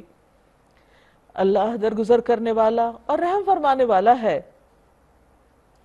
اے ایمان لانے والو، مشرکین ناپاک ہیں، لہٰذا اس سال کے بعد یہ مسجد حرام کے قریب نہ پھٹکنے پائیں۔ ہم دیکھتے ہیں کہ نبی صلی اللہ علیہ وسلم جب مکہ سے مدینہ ہجرت کر کے چلے گئے تو ابتداء میں حج اور عمرہ ایک طرح سے ناممکن ہو گیا کیونکہ مکہ پر مشرکین کا کنٹرول تھا۔ پھر اللہ کے فضل اور رحمت سے مکہ فتح ہو گیا۔ اب نبی صلی اللہ علیہ وسلم اور آپ کے ساتھیوں کے لیے عمرہ اور حج آسان ہو گیا، لیکن اس سے پہلے کہ نبی صلی اللہ علیہ وسلم بنفس نفیس خود حج کے لیے تشریف لاتے، مکہ میں چونکہ آپ کے آمد سے پہلے یعنی مکہ فتح ہونے کے بعد بھی مشرکین ابھی حرم میں آ جا رہے تھے حج عمرے کے لیے، لیکن اس سال اعلان کر دیا گیا کہ آئندہ کوئی بھی مشرک نہیں، جب ان سے معاہدے ختم ہوئے اور ان کا ایک طرح سے قصہ تمام کیا جانے لگا تو پھر اس چیز سے بھی منع کر دیا گیا کہ اب وہ شرک کے ساتھ مسجد حرام نہیں آ سکیں گے، اور جب ان کا آنا بند ہوا تو پھر اس پر نبی صلی اللہ علیہ وسلم نے حج کیا مکمل توحید کے ساتھ۔ تو اے ایمان لانے والوں، مشرکین ناپاک ہیں، لہٰذا اس سال کے بعد یہ مسجد حرام کے قریب نہ پھٹکنے پائیں۔ اگر تمہیں تنگ دستی کا خوف ہے کیونکہ ان کے آمد سے تجارت بھی بڑھتی تھی، تو بعید نہیں کہ اللہ چاہے تو تمہیں اپنے فضل سے غنی کر دے، اللہ علیم اور حکیم ہے۔ جنگ کرو اہل کتاب میں سے ان لوگوں کے خلاف جو اللہ اور روز آخر پر ایمان نہیں لاتے، اور جو کچھ اللہ اور اس کے رسول نے حرام قرار دیا اسے حرام نہیں کرتے، اور دین حق کو اپنا دین نہیں بناتے۔ ان سے لڑو یہاں تک کہ وہ اپنے ہاتھ سے جزیہ دیں اور چھوٹے بن کر رہیں، یعنی مشرکین کے علاوہ اب باقی تمام لوگوں کے ساتھ بھی نمٹا جا رہا ہے۔ نبی صلی اللہ علیہ وسلم کو حکم دیا گیا کہ جو لوگ بھی اب پناہ چاہتے ہیں وہ اسلام کے دامن میں ہی پناہ لیں۔ وقالت الیہود عزیر ابن اللہ، یہودی کہتے ہیں کہ عزیر اللہ کا بیٹا ہے، یعنی اب ان کے شرک کو بھی واضح کیا جا رہا ہے، اور عیسائی کہتے ہیں کہ مسیح اللہ کا بیٹا ہے، ان کے یہاں بھی شرک پایا جاتا ہے۔ یہ بے حقیقت باتیں ہیں جو وہ اپنی زبانوں سے نکالتے ہیں کیونکہ اللہ تعالیٰ کا تو کوئی بیٹا ہے ہی نہیں۔ اور یہ ایسا کیوں کہہ رہے ہیں؟ یہ ان لوگوں کی دیکھا دیکھی جو ان سے پہلے کفر میں مبتلا ہوئے، یعنی مصر، یونان، روم اور ایران کے علاقوں میں جو لوگ پہلے مختلف قسم کے فلسفہ وغیرہ کی وجہ سے اور اوہام سپرسٹیشنز کی وجہ سے اپنے خاص قسم کے بت بنائے ہوئے تھے اور شرک کرتے تھے، تو یہ لوگ بھی ان سے متاثر ہو کر اپنے دین میں شرک لے آئے۔ یہ بے حقیقت باتیں ہیں جو وہ اپنی زبانوں سے نکالتے ہیں، ان لوگوں کی دیکھا دیکھی جو ان سے پہلے کفر میں مبتلا ہوئے۔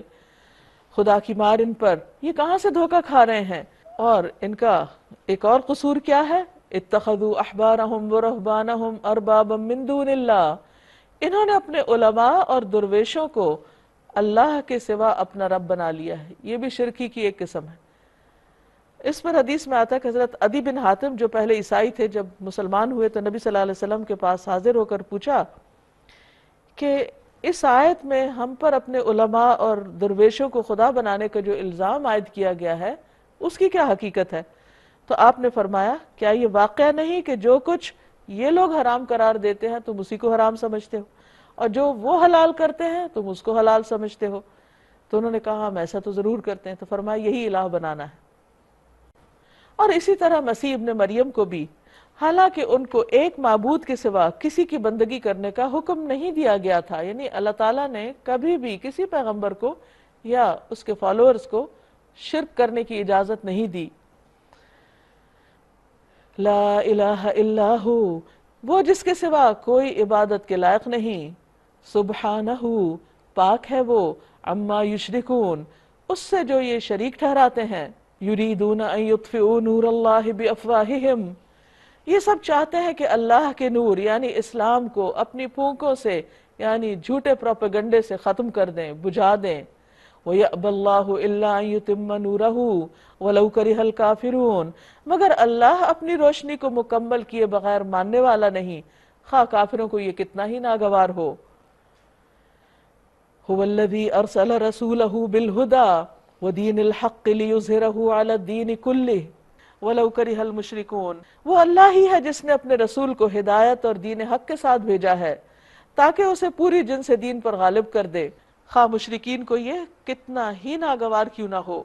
یا ایہا الذین آمنوا ان کثیرا من الاحبار والرہبان لیأکلون اموال الناس بالباطل ویصدون عن سبیل اللہ، اے ایمان والو، ان اہل کتاب کے اکثر علماء اور درویشوں کا حال یہ ہے کہ وہ لوگوں کے مال غلط طریقوں سے، باطل طریقوں سے کھاتے ہیں، یعنی رشوت لے کر ان کی مرضی کے مطابق فتوے دیتے ہیں۔ جیسے دو لوگوں میں جھگڑا ہو گیا، میاں بیوی میں، مثلا طلاقی کا مسئلہ یا کوئی اور، تو جو فریق غالب آ جائے وہ پیسے دے کے اپنی مرضی کے مطابق فتویٰ دلوا لے، اور اس کے علاوہ دوسرے طریقے بھی۔ تو فرمایا کہ یہ ریلیجس ایکسپلائٹیشن ہے، اور انہیں اللہ کی راہ سے روکتے ہیں، یعنی صحیح دین نہیں پھر بتاتے ان کو۔ دردناک سزا کی خوشخبری دے دو ان کو جو سونے اور چاندی جمع کر کے رکھتے ہیں، یعنی ان کے راہب اور ان کے جو دیندار طبقہ تھا وہ بھی اس خرابی میں مبتلا تھا کہ لوگوں سے جو نذرانے لوٹتے تھے وہ سب ڈیر و مال کی شکل میں جمع کرتے جاتے اور انہیں خدا کی راہ میں خرچ نہیں کرتے۔ ایک دن آئے گا کہ اسی سونے چاندی پر جہنم کی آگ دہکائی جائے گی، پھر اسی سے ان لوگوں کی پیشانیوں اور پہلوؤں اور پیٹھوں کو داغا جائے گا۔ یہ ہے وہ خزانہ جو تم نے اپنے لیے جمع کیا تھا، لو اب اپنی سمیٹی ہوئی دولت کا مزہ چکھو۔ تو کنز کہتے اس مال کو جس کی زکوٰۃ نہ دی جائے، اور جس مال سے زکوٰۃ نہیں دی جائے گی وہ مال قیامت کے دن اس شخص کو کاٹے گا بھی سانپ کی شکل میں، اور اسی طرح جہنم کی آگ میں تپا کے اس کو داغا جائے گا، جیسے ایک حدیث میں بھی وضاحت آتی۔ رسول اللہ صلی اللہ علیہ وسلم نے فرمایا جو سونے یا چاندی والا اس میں اس کا حق ادا نہیں کرتا، اس کے لیے قیامت کے دن آگ کی تختیاں بنائی جائیں گی اور ان کو جہنم کی آگ میں خوب گرم کیا جائے گا، اور ان سے اس کے پہلو، پیشانی اور پشت کو داغا جائے گا۔ جب وہ ٹھنڈی ہو جائیں گی تو ان کو دوبارہ گرم کیا جائے گا۔ اس دن برابر یہ عمل اس کے ساتھ ہوتا رہے گا جس کی مقدار 50,000 سال کے برابر ہے۔ حقیقت یہ ہے کہ مہینوں کی تعداد جب سے اللہ نے آسمان و زمین کو پیدا کیا اللہ کے نوشتے میں 12 ہی ہے۔ جیسا کہ آپ جانتے ہیں کہ سورۃ التوبہ 9 ہجری میں بالکل آخری سورتوں میں سے ہے، اور اس میں بہت سی چیزوں کی اصلاح بھی کی گئی۔ اس میں خاص طور پر اہل عرب کی ایک اور رسم جو نسیح کی رسم تھی، جس میں وہ تاریخوں کو تبدیل کر دیتے تھے، اس رسم کو بھی درست کیا گیا، یعنی اس کا بھی خاتمہ کیا گیا اور اصلاحات کی گئیں۔ اللہ تعالیٰ نے بندوں پر بہت سی عبادات فرض کی ہیں۔ کچھ عبادات انسان انڈیویجولی کرتا ہے اپنے وقت کے مطابق، اپنے سہولت کے مطابق، لیکن کچھ عبادات اسلام میں اجتماعی عبادات ہیں، جیسے رمضان کا مہینہ، سب کو ایک ہی وقت میں روزے رکھنے ہیں، اس سے پہلے بعد میں فرض ادا نہیں ہوگا اللہ کہ کوئی عذر ہو۔ اسی طرح حج، وہ ایک مخصوص تاریخ پر ہی سب کو کرنا ہے۔ تو ان لوگوں کا جرم یہ تھا کہ انہوں نے لڑائی کرنے کی خاطر مہینوں میں رد و بدل کر لیا، اور کچھ مہینوں میں کبھی کچھ دن بڑھا دیے، کچھ سالوں میں کسی میں گھٹا دیے، اور اس طرح انہوں نے اللہ تعالیٰ کے اس کیلنڈر میں منمانی تبدیلیاں پیدا کر دی، جو اول روز سے اللہ نے بندوں کے لیے، بندوں کی سہولت کے لیے، کیلکولیشنز کے لیے، ان کی ٹائمنگ کی، ان کے ٹائم ٹیبل کی بنایا تھا۔ تو اللہ تعالیٰ نے اس کی اصلاح کرتے ہوئے فرمایا، حقیقت یہ ہے کہ مہینوں کی تعداد جب سے اللہ نے آسمان و زمین کو پیدا کیا اللہ کے نوشتے میں 12 ہی ہے، یعنی 13 مہینے نہیں، کیونکہ ایک مہینہ یہ بڑھا لیتے تھے کیلنڈر میں، اور ان میں سے 4 مہینے حرام ہیں جن میں جنگ نہیں کی جا سکتی۔ یہی ٹھیک ضابطہ ہے، لہٰذا ان 4 مہینوں میں اپنے اوپر ظلم نہ کرو، یعنی جس وجہ سے ان کی حرمت برقرار رکھی گئی اس مقصد کو جانو، پہچانو، اور اس حرمت کو ضائع نہیں کرو، اور مشرکوں سے سب مل کر لڑو جس طرح وہ سب مل کر تم سے لڑتے ہیں۔ یعنی ان مہینوں میں چونکہ جنگ کرنا منع تھی، لیکن اگر وہ ان مہینوں میں جنگ کریں گے تو تمہیں جواب دینا ہوگا اپنے دفاع میں۔ اور یاد رکھو، جان لو کہ اللہ متقیوں کے ساتھ ہے۔ نسیت و کفر میں ایک مزید کافرانہ حرکت ہے جس سے یہ کافر لوگ گمراہی میں مبتلا کیے جاتے ہیں۔ کسی سال ایک مہینے کو حلال کر لیتے ہیں، کسی میں اس کو حرام کر لیتے ہیں، تاکہ اللہ کے حرام کیے ہوئے مہینوں کی تعداد پوری بھی کر دیں اور اللہ کا حرام کیا ہوا حلال بھی کر لیں۔ ان کے برے اعمال ان کے لیے خوشنما بنا دیے گئے، اور اللہ منکرین حق کو ہدایت نہیں دیا کرتا۔ سورۃ التوبہ 9 ہجری میں نازل ہوئی تھی۔ یہ وہ سال ہے جس میں نبی صلی اللہ علیہ وسلم نے رومیوں کے خلاف جنگ کا ارادہ کیا تھا۔ یہ پہلا موقع تھا کہ جب اندر کے سارے دشمنوں سے نبٹ کر اب باہر کی طرف توجہ دی جا رہی تھی۔ رومی اس وقت کی ایک بہت بڑی قوت تھے اور ایک منظم قوت تھے، غیر عرب تھے، اور چونکہ ان سے مقابلے کے لیے سفر بھی بہت طویل تھا، موسم بھی شدید گرمی کا تھا، اور فصلیں بھی پک کر تیار تھیں، تو اس لیے مسلمانوں کو اس کی تیاری میں کچھ مشکلات پیش آئیں۔ تو اس پر اللہ سبحانہ وتعالیٰ نے کیا فرمایا، آئیے دیکھتے ہیں۔ یا ایھا الذین آمنوا، اے لوگو جو ایمان لائے ہو، ما لکم، کیا ہو گیا تم کو، اذا قیل لکم انفروا فی سبیل اللہ، جب تم سے کہا گیا کہ اللہ کے راستے میں نکلو، یعنی جنگ تبوک کے لیے، اثاقلتم الی الارض، تو تم زمین سے چمٹ کر رہ گئے۔ وجہ کیا تھی؟ سفر بہت دور کا تھا، فصلیں تیار تھیں، گرمی کا موسم تھا، تو بہت مشکل تھی۔ فرمایا اردیتم بالحیات الدنیا من الآخرہ، کیا تم نے آخرت کے مقابلے میں دنیا کی زندگی کو پسند کر لیا؟ فما متاع الحیات الدنیا فی الآخرۃ الا قلیل، ایسا ہے تو تمہیں معلوم ہو کہ دنیاوی زندگی کا یہ سب سر و سامان آخرت میں بہت تھوڑا نکلے گا۔ اگرچہ بہت بڑی قربانی ہے، لیکن آخرت کی کامیابی کے مقابلے میں کچھ بھی نہیں۔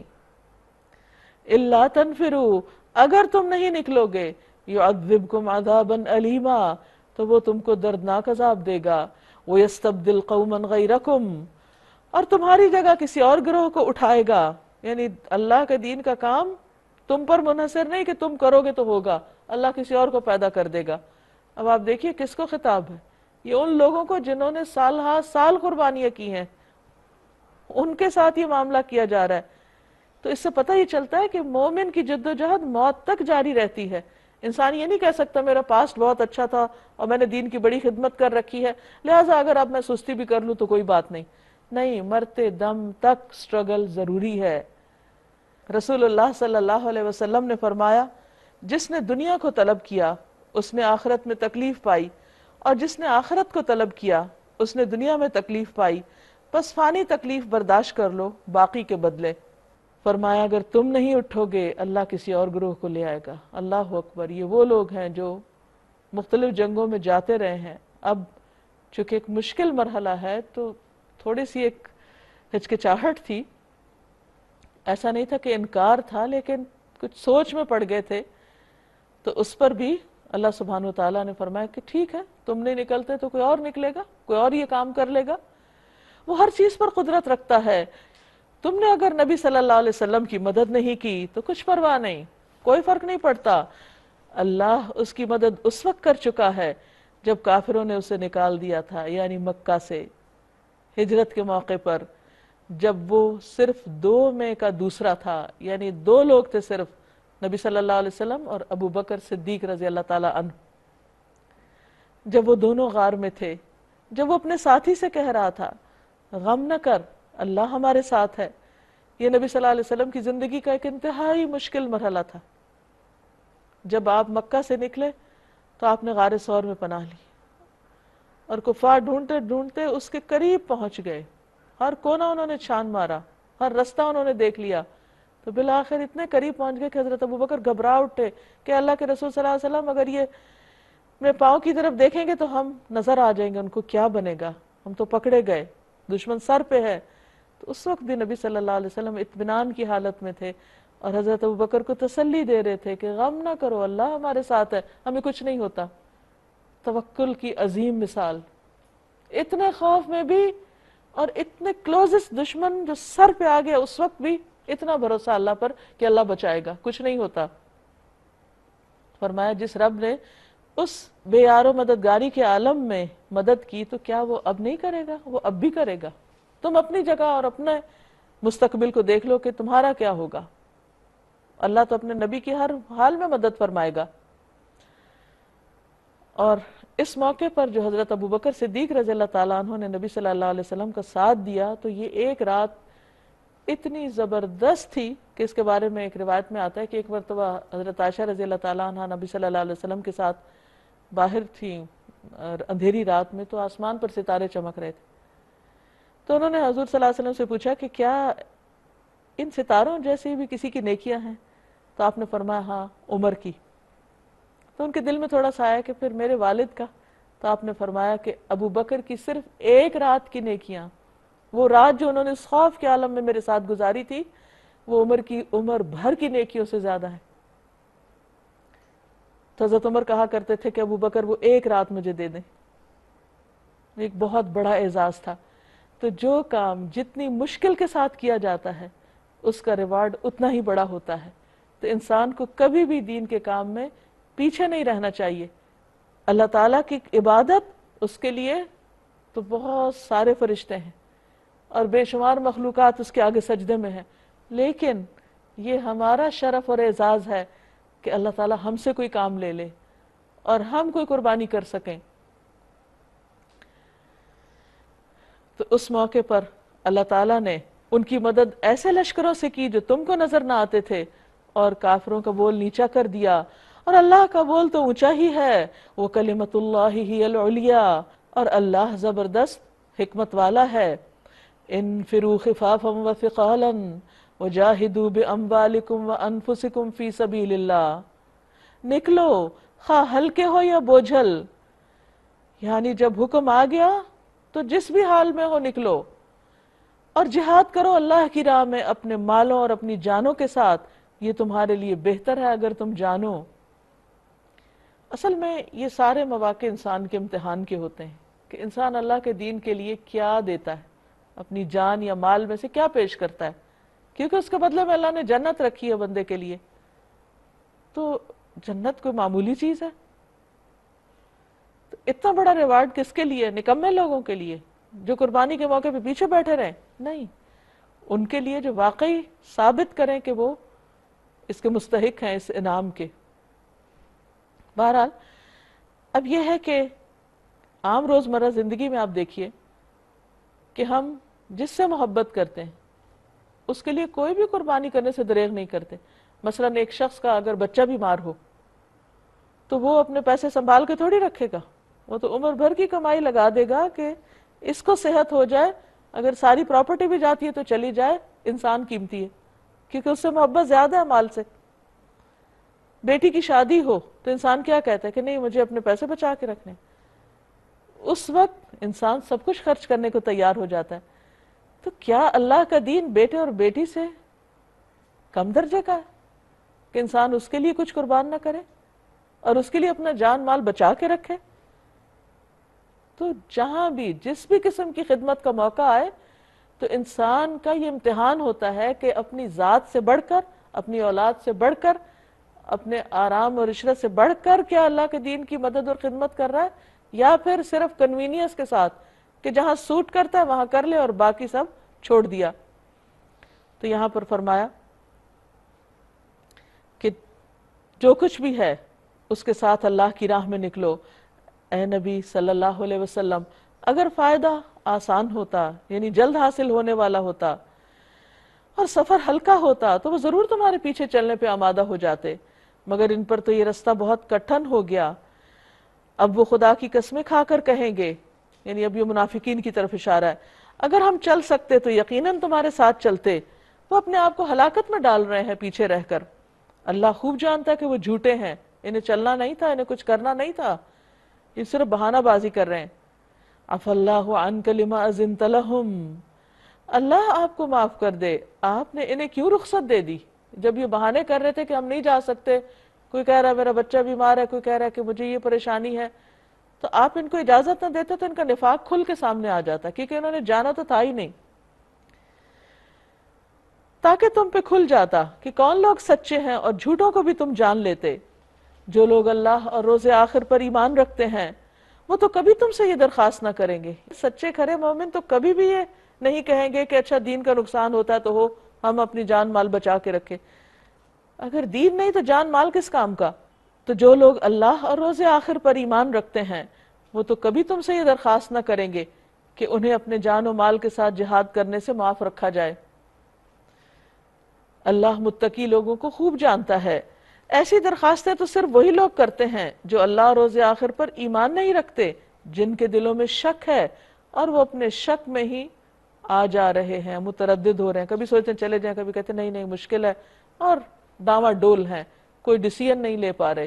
کیونکہ جس شخص کے سامنے بات واضح ہوتی ہے اور اللہ پہ بھروسہ ہوتا ہے اس کو فیصلہ کرنے میں پھر دیر نہیں لگتی کہ مجھے اللہ کی خاطر قربانی کرنی ہے یا نہیں کرنی. اگر واقعی ان کا نکلنے کا ارادہ ہوتا تو وہ اس کے لیے کچھ تیاری کرتے، لیکن اللہ کو ان کا اٹھنا پسند ہی نہ تھا کہ اللہ بھی نہیں چاہتا تھا کہ ایسی جگہ پر یہ جائیں اور فتنہ فساد کریں، کیونکہ ان کے جذبے ہی نہیں تھے. تو ہوتا یہ ہے کہ جب کسی کام میں کچھ ایسے لوگ شامل ہو جائیں جو سست ہوں، جن کی مرضی نہ ہو، تو وہ دوسروں کو بھی ڈیمورلائز کر دیتے ہیں اور پھر کام کرنے میں رکاوٹیں کھڑی کر دیتے ہیں. تو اس لیے اللہ تعالیٰ نے ایک ایسا سخت امتحان ڈالا کہ واقعی صرف سچے لوگ ہی وہاں تک پہنچے، تاکہ ہر کوئی نکھر کے سامنے آ جائے کہ کون کس کیٹیگری سے تعلق رکھتا ہے. اس لیے اللہ نے انہیں سست کر دیا اور کہہ دیا کہ بیٹھ رہو بیٹھ جانے والوں کے ساتھ. اگر وہ تمہارے ساتھ نکلتے تو تمہارے اندر خرابی کے سوا کسی چیز میں اضافہ نہ کرتے.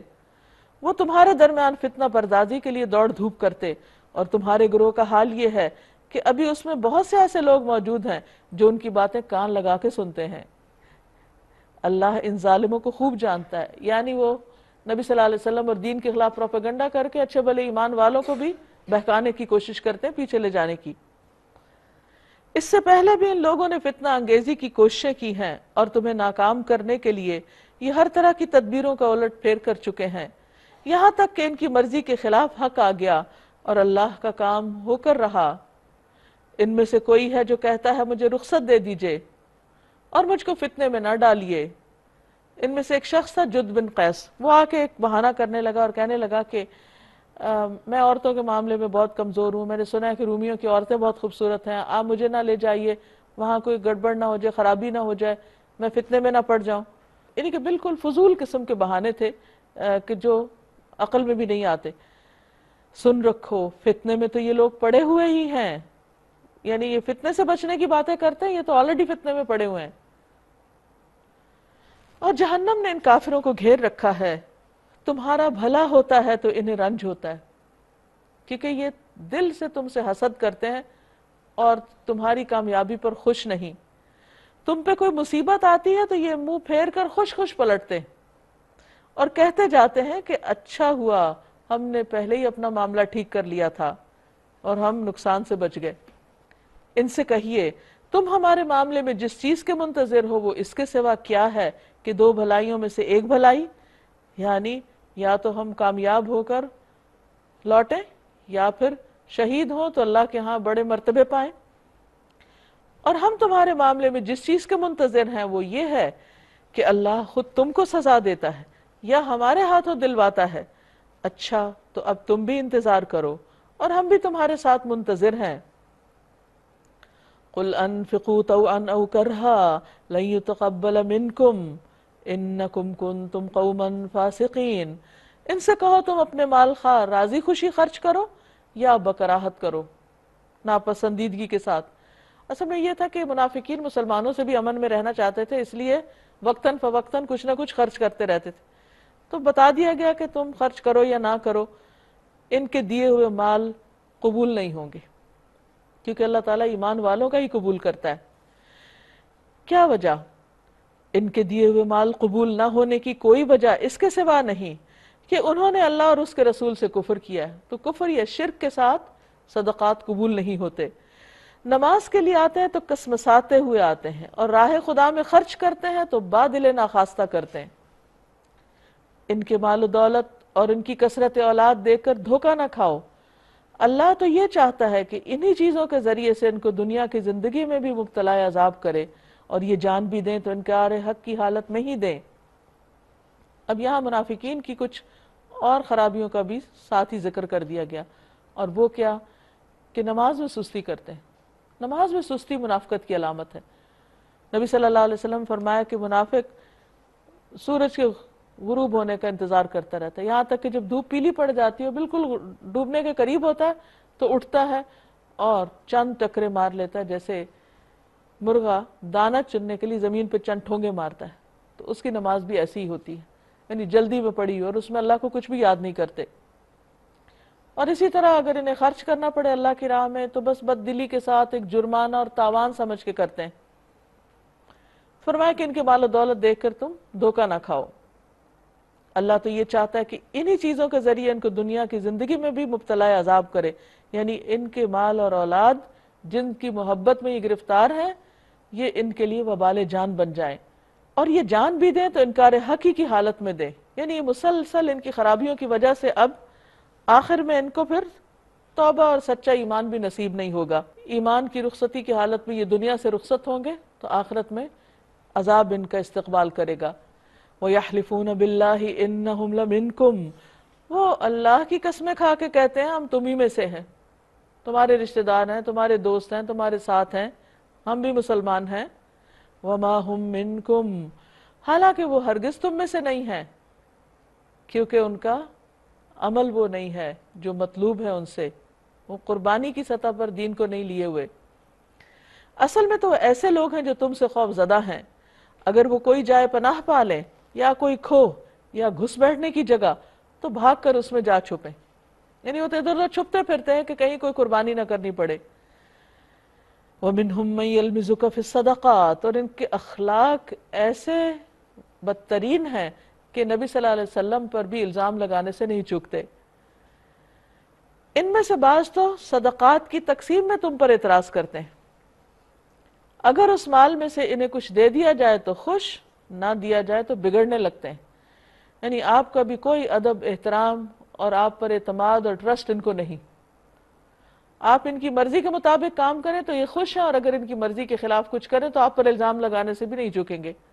نبی صلی اللہ علیہ وسلم نے فرمایا اشرفی کا بندہ اور روپے کا بندہ اور کمبل کا بندہ تباہ ہوا، یعنی دنیا کے مال کی حرص رکھنے والا، اگر اس کو کچھ دیا جائے تب تو خوش، جب نہ دیا جائے تو ناراض ہو جائے، ایسا شخص ہلاک ہوا، سرنگوں ہوا۔ کیا اچھا ہوتا کہ اللہ اور رسول نے جو کچھ بھی انہیں دیا تھا اس پر وہ راضی رہتے اور کہتے کہ اللہ ہمارے لیے کافی ہے. یعنی ہم مال کے لیے نہیں اسلام لائے، اللہ کی محبت ہمیں مل گئی تو وہی کافی ہے. وہ اپنے فضل سے ہمیں اور بہت کچھ دے گا. یعنی بندوں سے توقع رکھنے کی بجائے اللہ پر توقع رکھتے، ہم پر عنایت فرمائے گا اور اللہ کا رسول بھی ہم پر عنایت فرمائے گا. ہم اللہ ہی کی طرف نظر جمائے ہوئے ہیں. انما الصدقات للفقراء والمساکین والعاملین علیہا والمؤلفة قلوبهم وفی الرقاب والغاربین وفی سبیل اللہ وابن السبیل فریضۃ من اللہ واللہ علیم حکیم. بے شک صدقات یعنی زکوٰۃ، فرض صدقات کی بات ہو رہی، کس کے لیے ہیں؟ للفقراء، فقیروں کے لیے جن کے پاس کچھ بھی نہیں، اور مسکینوں کے لیے ہے لیکن پورا نہیں پڑتا، سفید پوش لوگ، ساری ضروریات پوری نہیں ہوتی، اور ان لوگوں کے لیے جو صدقات کے کام پر معمور ہوں، یعنی جو اکاؤنٹنٹس وغیرہ یا مال اکٹھا کرنے اور اس کی لکھت پڑھت کے کاموں میں مشغول ہو تو ان کی تنخواہ. والمؤلفۃ قلوبہم، اور ان کے لیے جن کی تالیف قلب مقصود ہو، یعنی وہ لوگ جن پر مال خرچ کیا جائے تو وہ اسلام کے مددگار بن جائیں یا مسلمان ہو جائیں، یا کمزور ایمان والے مسلمان ہیں تو ان کو مال دیا جائے تو وہ اسلام سے محبت کرنے لگے، جیسے صفوان بن امیہ کے بارے میں آتا ہے.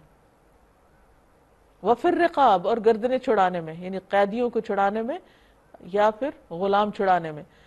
والغارمین، اور قرض داروں کی مدد کرنے میں، یعنی جنہوں نے کسی جائز کام کے لیے قرضہ لیا یا ان پہ تاوان پڑ گیا. وفی سبیل اللہ، اور اللہ کے راستے میں، یعنی دین کی خدمت کے کاموں میں، جہاد فی سبیل اللہ میں. وابن السبیل، اور مسافر نوازی میں، یعنی مسافر اگر اپنے گھر میں اچھا بھلا بھی ہے تو سفر میں اگر اس کو ضرورت پڑتی ہے تو اس کو زکوٰۃ سے مدد دی جا سکتی ہے.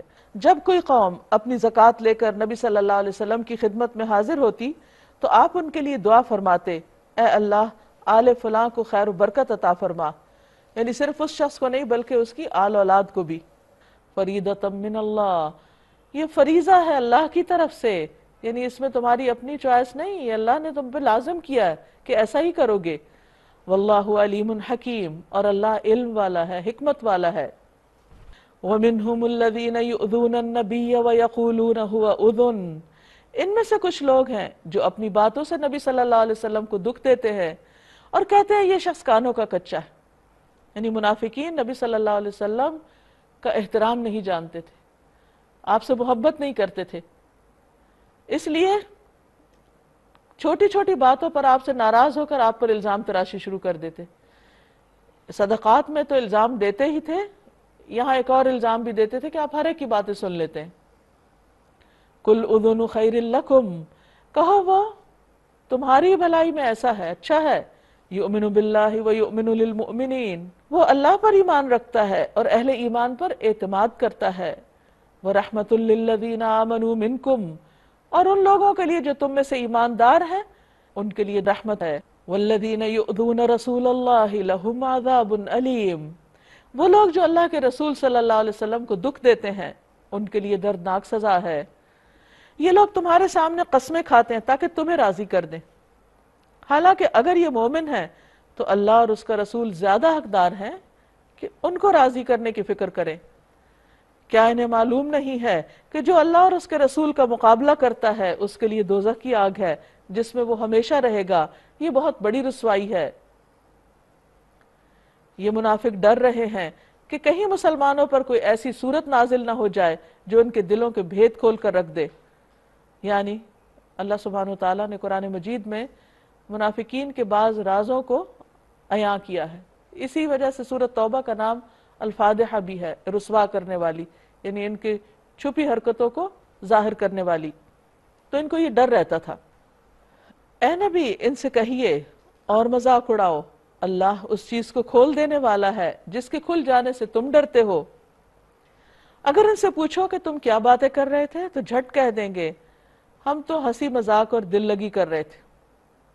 یعنی غزوہ تبوک کے زمانے میں منافقین اکثر اپنی مجلسوں میں بیٹھ کے نبی صلی اللہ علیہ وسلم اور مسلمانوں کا مذاق اڑاتے تھے اور ان لوگوں کی ہمتیں پست کرتے تھے جو دین کے راستے میں قربانی کرنا چاہتے تھے. مثلا ایک مجلس میں چند لوگ بیٹھے ہوئے تھے اور گپ لڑا رہے تھے کہ ان لوگوں نے رومیوں کو بھی عربوں کی طرح سمجھ رکھا ہے، دیکھنا یہ کل جائیں گے تو رسیوں میں بندھے ہوئے ہوں گے، اور اسی طرح کسی پر کوئی الزام لگاتے، کسی کا کسی طرح ٹھٹھا اڑاتے. تو اللہ تعالیٰ فرماتے ہیں ان سے کہو کیا تمہاری ہنسی دل لگی اللہ اور اس کی آیات اور اس کے رسول ہی کے ساتھ ہے؟ اتنی محترم ہستیاں یہ مذاق کے لیے ہیں جن کا احترام دین اور ایمان کا حصہ ہے. اب عذر نہ تراشو، تم نے ایمان لانے کے بعد کفر کیا ہے، اگر ہم نے تم میں سے ایک گروہ کو معاف بھی کر دیا تو دوسرے گروہ کو ہم ضرور سزا دیں گے کیونکہ وہ مجرم ہے.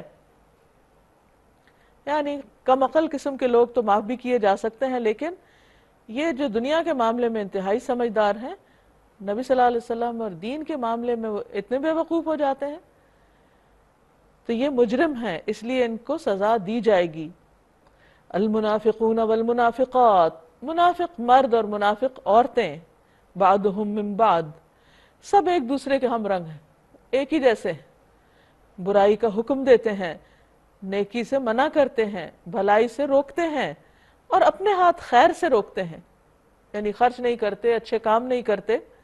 نسوا اللہ فنسیہم، انہوں نے اللہ کو بھلا دیا تو اللہ نے ان کو بھلا دیا ہے، اب یہ اللہ کی رحمت میں حصہ نہیں پائیں گے. یہ منافقت کی علامتیں ہیں، اللہ کے ذکر سے غفلت، اللہ رسول کا مذاق اڑانا، اللہ کے دین کے راستے میں خرچ نہ کرنا، کوئی اچھا کرے تو اس کو ڈسکریج کرنا، کوئی برا کرے تو اس کو انکریج کرنا. اور اس میں مردوں کے علاوہ عورتوں کا الگ طور پہ ذکر کیا ہے کہ اگر عورتیں بھی یہ کام کریں تو وہ بھی اسی میں شامل ہوں گی. ان المنافقین هم الفاسقون، یقیناً یہ منافق ہی فاسق ہیں. ان منافق مردوں اور عورتوں اور کافروں کے لیے اللہ نے آتش دوزخ کا وعدہ کیا ہے جس میں وہ ہمیشہ رہیں گے، وہی ان کے لیے زیادہ مناسب ہے. ان پر اللہ کی پھٹکار ہے اور ان کے لیے قائم رہنے والا عذاب ہے. تم لوگوں کے رنگ ڈھنگ وہی ہیں جو تمہارے پیش رووں کے تھے، وہ تم سے زیادہ زور آور اور تم سے بڑھ کر مال اور اولاد والے تھے. پھر انہوں نے دنیا میں اپنے حصے کے مزے لوٹ لیے اور تم نے بھی اپنے حصے کے مزے اسی طرح لوٹے جیسے انہوں نے لوٹے تھے، اور ویسی ہی بحثوں میں تم بھی پڑے جیسی بحثوں میں وہ پڑے تھے. سو ان کا انجام یہ ہوا کہ دنیا اور آخرت میں ان کا سب کیا دھرا ضائع ہو گیا اور وہی خسارے میں ہے. کیا ان لوگوں کو اپنے پیشروں کی تاریخ نہیں پہنچی؟ نوح علیہ السلام کی قوم، عاد، سمود اور ابراہیم علیہ السلام کی قوم، مدین کے لوگ، وہ بستیاں جنہیں الٹ دیا گیا تھا، ان کے رسول ان کے پاس کھلی کھلی نشانیاں لے کر آئے. پھر یہ اللہ کا کام نہ تھا کہ وہ ان پہ ظلم کرتا، مگر وہ آپ ہی اپنے اوپر ظلم کرنے والے تھے. والمؤمنون والمؤمنات، منافقوں کے بعد مومنوں کا ذکر کیا جا رہا ہے. مومن مرد اور مومن عورتیں، بعضهم اولیاء بعض، ان میں سے بعض کے دوست ہیں، مددگار ہیں. نبی صلی اللہ علیہ وسلم نے فرمایا ایک مومن دوسرے مومن کے ساتھ ایک عمارت کی طرح ہے کہ ایک کو دوسرے سے قوت پہنچتی ہے، اور آپ نے اپنے ہاتھ کی انگلیوں کو دوسرے ہاتھ کی انگلیوں کے اندر کیا، یعنی ایک دوسرے کے اندر داخل کر کے مضبوطی دکھائی. یأمرون بالمعروف، اور یہ ان سے بالکل برعکس نیکی کا حکم دیتے ہیں. وینہون عن المنکر، اور برائی سے روکتے ہیں. اب آپ دیکھیے ایمان لانے کی جو پہلی صفت یہاں بتائی جا رہی ہے وہ بھلائیوں کو عام کرنا، نیکیوں کا حکم دینا اور برائیوں سے روکنا ہے. وَيُقِيمُونَ الصَّلَاةَ، اور صرف دوسروں کو ہی نہیں اچھی باتوں کا حکم دیتے، خود بھی عمل کرنے والے ہیں، نمازیں قائم کرتے ہیں. وَيُؤْتُونَ الزَّكَاةَ، اور زکوٰۃ ادا کرتے ہیں، یعنی سب سے پڑھ کر پہلے اپنے فرائض پورے کرتے ہیں. وَيُطِيعُونَ اللَّهَ وَرَسُولَهُ، اور اللہ رسول کی اطاعت کرتے ہیں، یعنی باقی کاموں میں بھی. أُولَٰئِكَ سَيَرْحَمُهُمُ اللَّهُ، ان لوگوں پر اللہ ان قریب رحم فرمائے گا. ان اللہ عزیز حکیم، بے شک اللہ زبردست حکمت والا ہے. وعد اللہ المؤمنین والمؤمنات جنات، اللہ نے مومن مردوں اور عورتوں سے جنت کا وعدہ کر رکھا ہے. تجری من تحتها الانہار، جن کے نیچے نہریں بہ رہی ہیں. خالدین فیہا، وہ اس میں ہمیشہ رہیں گے. ومساکن طیبۃ فی جنات عدن، اور پاکیزہ گھر، عمدہ گھر، بہترین گھر جنت عدن میں، سدا بہار باغوں میں. وردوان من اللہ اکبر، اور اللہ کی رضامندی سب سے بڑھ کر، اور یہی مومن کا مطلوب ہوتا ہے. کہ اس کا رب اس سے راضی ہو جائے۔ رسول اللہ صلی اللہ علیہ وسلم نے فرمایا، اللہ تعالیٰ اہل جنت سے فرمائے گا کیا تم لوگ خوش ہو؟ وہ کہیں گے اب بھی بھلا ہم کیوں نہ راضی ہوں، اب تو نے ہمیں وہ سب کچھ دے دیا جو اپنی مخلوق میں سے کسی کو نہیں دیا۔ اللہ تعالیٰ فرمائے گا میں تمہیں اس سے بھی بہتر چیز دوں گا، اب میں تمہارے لیے اپنی رضامندی کو ہمیشہ کے لیے دائمی کروں گا اور اس کے بعد تم پر کبھی ناراض نہ ہوں گا۔ ذالک هو الفوز العظیم، یہی بہت بڑی کامیابی ہے۔ یا ایہا النبی جاہد الکفار والمنافقین، اے نبی صلی اللہ علیہ وسلم کفار اور منافقین سے جہاد کیجئے۔ اب یہاں یاد رکھیے کہ جہاد یہاں جنگ کے معنوں میں استعمال نہیں ہو رہا، کیونکہ کبھی بھی منافقین کے خلاف تلوار نہیں اٹھائی گئی۔ مراد اس سے کیا ہے کہ ان کے ساتھ سختی کا معاملہ کیجئے، وغلظ علیہم، سختی کے ساتھ پیش آئیے۔ وَمَأْوَاهُمْ جہنم، اور ان کا ٹھکانہ جہنم ہے، کیونکہ اس سے پہلے منافقین کی حرکتوں سے درگزر کیا جا رہا تھا، لیکن یہاں پر اب آپ فرمایا کہ اب ان کی خبر لی جائے۔ وَبِئْسَ الْمَصِيرُ، اور وہ بدترین جائے قرار ہے۔ يَحْلِفُونَ بِاللَّهِ مَا قَالُوا، یہ لوگ خدا کی قسم کھا کے کہتے ہیں کہ انہوں نے وہ بات نہیں کہی۔ ہوا یہ تھا کہ ان میں سے کسی نے کچھ باتیں نبی صلی اللہ علیہ وسلم اور صحابہ کے بارے میں کہی تھی، تو جب ان سے پوچھا گیا تو انہوں نے صاف انکار کر دیا کہ ہم نے نہیں کہا، حالانکہ انہوں نے ضرور وہ کافرانہ بات کہی۔ وہ اسلام لانے کے بعد کفر کے مرتکب ہوئے اور انہوں نے وہ کچھ کرنے کا ارادہ کیا جسے نہ کر سکے۔ وہ کیا چیز تھی جس کا ارادہ کیا؟ کہا یہ جاتا ہے کہ رات کے وقت کسی گھاٹی سے گزرتے ہوئے انہوں نے نبی صلی اللہ علیہ وسلم کا پیچھا کرنے کی کوشش کی اور ڈھاٹے باندھ کے کہ پہچانے نہ جائیں کہ کسی طرح اچانک آپ کو کسی کھڈ میں گرا دے۔ تو فرمایا انہوں نے اس چیز کا ارادہ کیا جو کر نہ پائے۔ یہ ان کا سارا غصہ اسی بات پہ ہے کہ اللہ اور رسول نے ان کو اپنے فضل سے غنی کر دیا۔ یعنی یہ یثرب میں تھے جہاں لوگوں کے حالات بہت پتلے تھے، آپس کی جنگیں تھیں اور زندگی تنگ اور دشوار تھی ان پر، بیماریاں بھی خوب آتی تھی اس شہر میں۔ اللہ کے رسول صلی اللہ علیہ وسلم کی ہجرت کے بعد اس شہر کی قسمت بدل گئی، وہ مدینہ طیبہ ہو گیا، اس کی آب و ہوا، اس کے اندر کا سکون، اور پھر تجارت کا پھلنا پھولنا، مال غنیمت کا آنا، یہ ساری چیزیں مدینہ والوں کے لیے ایک بہت باعث رحمت ثابت ہوئی۔ فرمایا کہ اتنے فائدے اٹھا کے اسلام سے یہ صلہ دے رہے ہیں، اس قدر دھوکہ بازی کر رہے ہیں۔ اب اگر یہ اپنی اس روش سے باز آ جائیں تو انہی کے لیے بہتر ہے، اور اگر یہ باز نہ آئے تو اللہ ان کو نہایت دردناک سزا دے گا، دنیا میں بھی اور آخرت میں بھی، اور زمین میں کوئی نہیں جو ان کا حمایتی اور مددگار ہو۔ ان میں سے بعض ایسے بھی ہیں جنہوں نے اللہ سے عہد کیا تھا کہ اگر اس نے اپنے فضل سے ہم کو نوازا تو ہم خیرات کریں گے۔ یعنی بعض ان میں سے کہتے تھے اگر ہمیں اور مال ملے تو ہم زیادہ دیں گے اور نیک بن کے رہیں گے، پھر ہم ٹھیک ہو جائیں گے، بس ہمارے کچھ معاشی مسائل ہیں، فائنینشیل پرابلمز ہیں، وہ سالو ہو جائیں تو پھر ہم دین کی بہت خدمت کریں گے۔ مگر جب اللہ نے ان کو اپنے فضل سے دولت مند کر دیا تو وہ بخل پہ اتر آئے، سب وعدے بھول گئے اور اپنے عہد سے ایسے پھرے کہ انہیں اس کی پرواہ تک نہیں۔ عام طور پہ ایسا ہوتا ہے، لوگ جب ان کے حال خراب ہوتے ہیں تو اللہ سے دعائیں کرتے ہیں کہ اللہ تو ایسا اور ایسا کر دے، پھر نظر منت بھی مان لیتے ہیں کہ ہم اس کے بعد یہ کریں گے، لیکن جب سب مل جاتا ہے تو سب بھلا دیتے ہیں اور اللہ سے کیے ہوئے عہد توڑ ڈالتے ہیں۔ تو جب ان کو مال و دولت مل گئی تو بخل پہ اتر آئے اور اپنے عہد سے ایسے پھرے کہ انہیں اس کی پرواہ تک نہیں۔ نتیجہ یہ نکلا کہ ان کی اس بدعہدی کی وجہ سے جو انہوں نے اللہ کے ساتھ کی اور اس جھوٹ کی وجہ سے جو وہ بولتے رہے، اللہ نے ان کے دلوں میں نفاق بٹھا دیا جو اس کے حضور ان کی پیشی کے دن تک ان کا پیچھا نہ چھوڑے گا۔ یعنی اب ان کی شامت ہے، اب یہ اس سے باہر نہیں نکل پائیں گے۔ کیا یہ لوگ جانتے نہیں کہ اللہ کو ان کے مخفی راز اور ان کی پوشیدہ سرگوشیاں تک معلوم ہیں، اور وہ تمام غیب کی باتوں سے پوری طرح باخبر ہے۔ وہ خوب جانتا ہے ان کنجوس دولت مندوں کو جو برضا اور رغبت دینے والے اہل ایمان کی مالی قربانیوں پر باتیں چھانٹتے ہیں اور ان لوگوں کا مذاق اڑاتے ہیں جن کے پاس اللہ کی راہ میں دینے کے لیے اس کے سوا کچھ نہیں، جو وہ اپنی مشقت برداشت کر کے اپنے اوپر وہ خرچ کرتے ہیں۔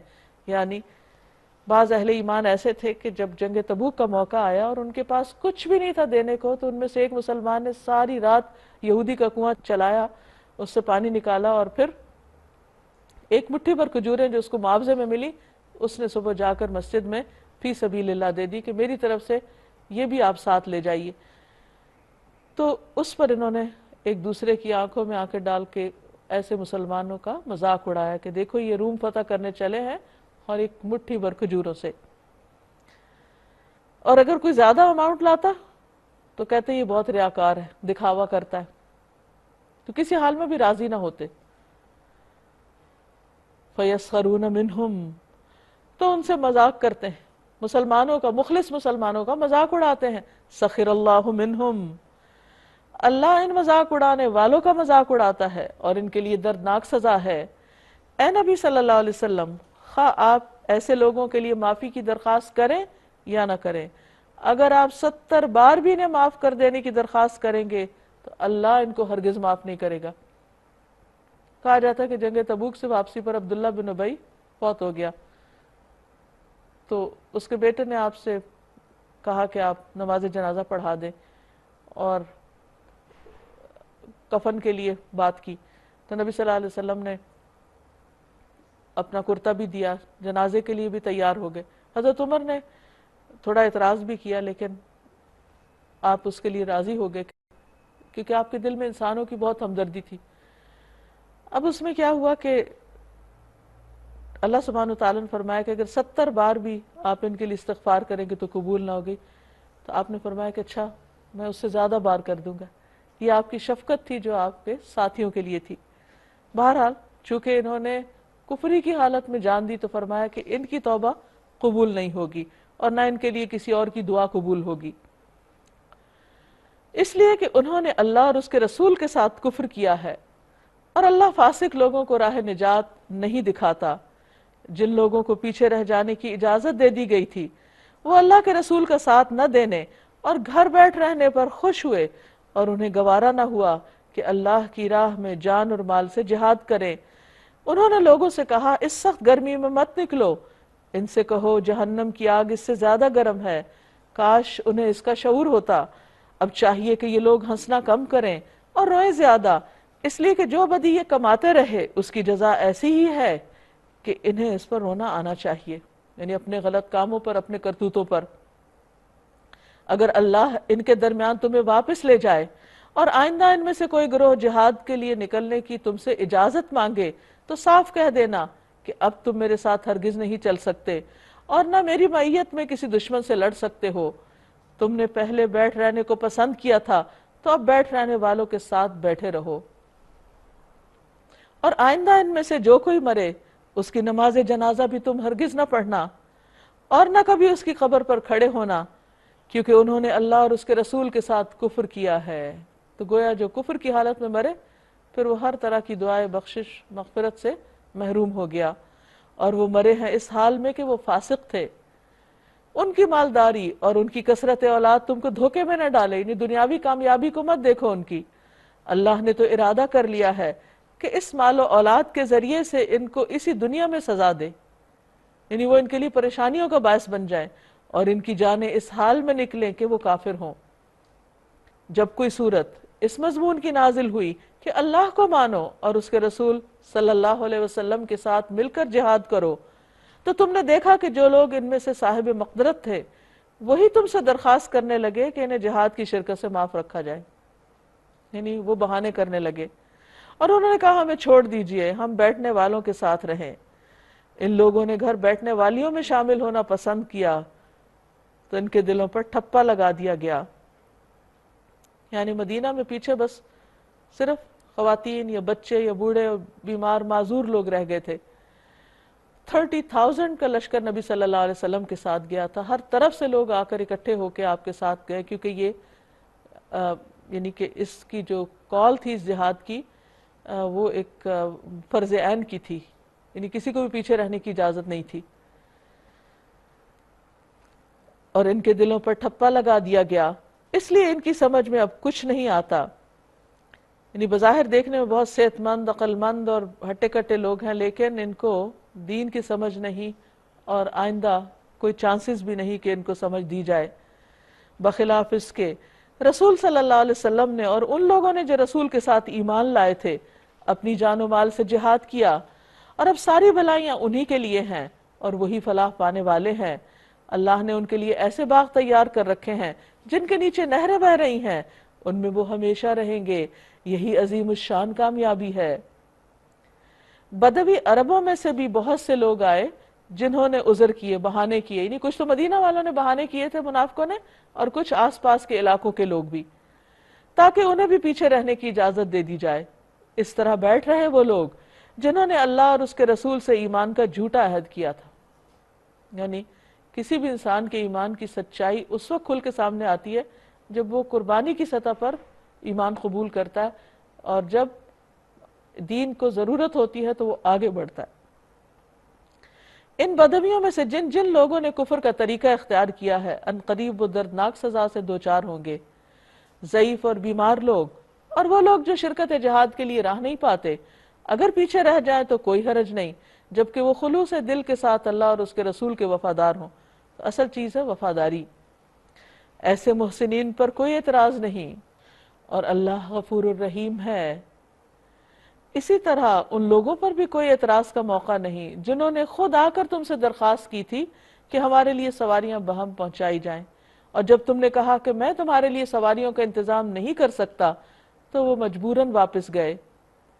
اور حال یہ تھا کہ ان کی آنکھوں سے آنسو جاری تھے، کیونکہ وہ سچے مومن تھے، وہ واقعی جانا چاہتے تھے، وہ نیکی کے اس موقع سے محروم نہیں رہنا چاہتے تھے، اور انہیں اس بات کا بڑا ہی رنج تھا کہ وہ اپنے خرچ پر شریک جہاد ہونے کی طاقت نہیں رکھتے، یعنی خود ان کے پاس وسائل نہیں۔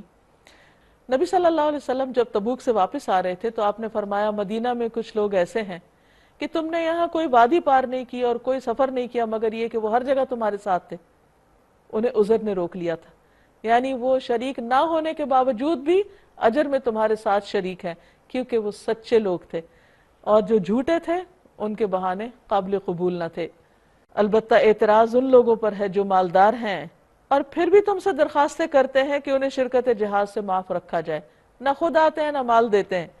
انہوں نے گھر بیٹھنے والیوں میں شامل ہونا پسند کیا، یعنی عورتیں پیچھے رہ گئی تھی تو وہ بھی عورتوں کے ساتھ بیٹھ گئے، اور اللہ نے ان کے دلوں پر ٹھپا لگا دیا۔ یعنی اس سے یہ پتہ چلتا ہے کہ جب کوئی شخص اللہ کے راستے میں لبیک نہیں کہتا تو پھر اس کے دل پر بے حسی طاری ہو جاتی۔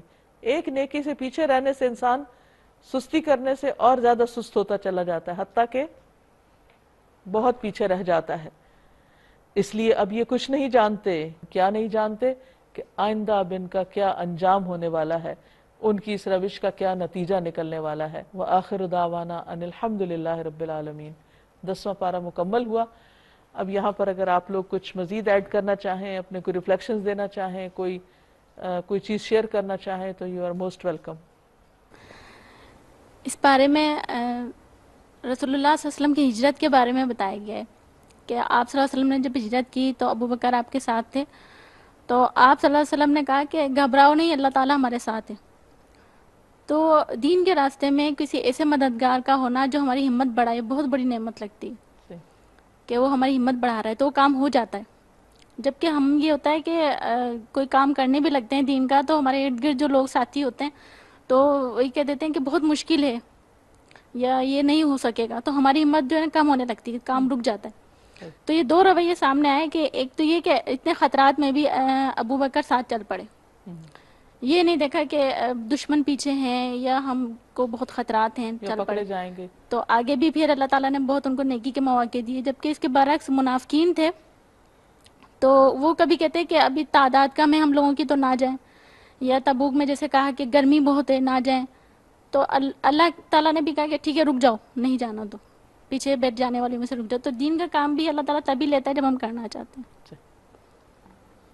اس صورت میں جو زکوٰۃ کے متعلق حکم آیا ہے بہت زیادہ مجھے اس بات نے سوچنے پہ کیا ہے کہ آج کل لڑکیاں نئی شادیاں ہوتی ہیں اور اپنے شادی کی خوشی میں زیورات کی زکوٰۃ دینا ہی بھول جاتی ہیں، اور زکوٰۃ کو اتنا اہم نہیں سمجھا جا رہا ہماری نئی نسل میں، جس طرح کہ ہم پرانی عورتیں لے لیں یا ہماری امیاں بہت زیادہ اس بات پہ سٹریس کرتی تھی کہ نہیں یہ تو سانپ اور بچھو بن کے مطلب جہنم میں قبر میں ہوگا، تو آپ لوگ تو وہ کتنی ہوتا تھا اس بات کا احساس، اب یہ زکوٰۃ کا احساس مٹتا جا رہا ہے، تو یہ بہت زیادہ سمجھنے کی اور سوچنے کی بات ہے۔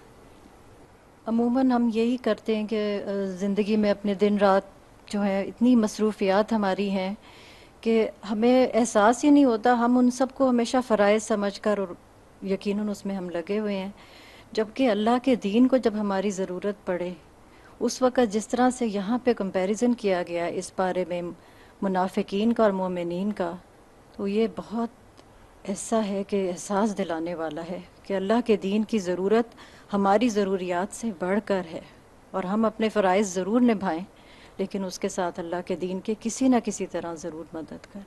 منافقوں کی نشانیاں پڑھی ہم نے، اس میں سے ایک نشانی تھی کہ نمازوں میں سستی کرتے ہیں۔ تو آج کل ہمارے یہاں زیادہ تر دیکھا جاتا ہے کہ ہم نمازوں میں کتنی زیادہ سستی کرتے ہیں۔ تو جو ہمیں نشانیاں بتائی گئیں تو ہمیں بھی دیکھنا چاہیے کہ وہ نشانیاں جو ہیں وہ ہمارے اندر تو نہیں ہیں۔ اگر وہ ہم دیکھتے ہیں کہ ہمارے اندر ہے تو پھر ہمیں اس کو ختم کرنے کی کوشش کرنی چاہیے، اس منافقت کو۔ ابھی بار بار ذکر کیا کہ دین کی خاطر قربانی دینا اور ہر طرح کی قربانی اور ہر حال میں دینے کے لیے تیار رہنا چاہیے، لیکن دیکھا یہ گیا ہے کہ جب ہمیں نیکی کے کوئی مواقع ملتے ہیں تو اس میں ہم سوچ بچار میں اور ڈھونڈنے میں کہ ہمارے لیے درست ہے یا نہیں ہے، اسی سوچ بچار میں رہ کے ہم وہ مواقع جو ہیں ان کو گنوا دیتے ہیں۔ ہونا یہ چاہیے کہ ہمارا رد عمل ایسا ہو کہ ہم فوری طور پہ ہاں کرنے والے بنیں۔ دین کا کوئی بھی نیکی کا موقع ہمیں ملے ہم پہلے قدم پہ ہاں کرنے والے بنیں، اور میں نے اپنی زندگی میں یہ دیکھا ہے کہ جب ہم ہاں کرنے والے بنتے ہیں تو پھر آگے کے راستے بھی ہمارے لیے آسان ہوتے چلے جاتے ہیں، اور اگر نہ کرنے والے بنے تو پھر وہ موقع ہمیں دوبارہ ملا بھی نہیں کرتا۔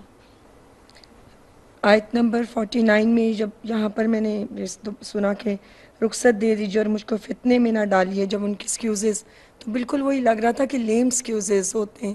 کسی کے لیے بھی ہم جب کہتے ہیں یا اپنے آپ کو اس میں ڈال کے رکھ دیکھتے ہیں اور دین کے کام کے لیے اٹھنے میں سستی کرتے ہیں تو یہ آیت بہت ہلاتی ہے کہ we have got nothing, lame excuses صرف ہم دیتے ہیں کہ نہیں جانا تو بس یہ کوئی بہانہ یا کوئی نہ کوئی چیز، تو بہت ہلاتی ہے اس آیت یہ۔ ناظرین، اس کے ساتھ ہی ہمارے آج کے پروگرام کا وقت ختم ہوتا ہے، اجازت چاہتے ہیں۔ اللہ تعالیٰ سے دعا ہے کہ جو کچھ ہم نے پڑھا سنا ہمیں اس پر عمل کی توفیق عطا فرمائے۔ وآخر دعوانا ان الحمد للہ رب العالمین۔ السلام علیکم ورحمۃ اللہ وبرکاتہ۔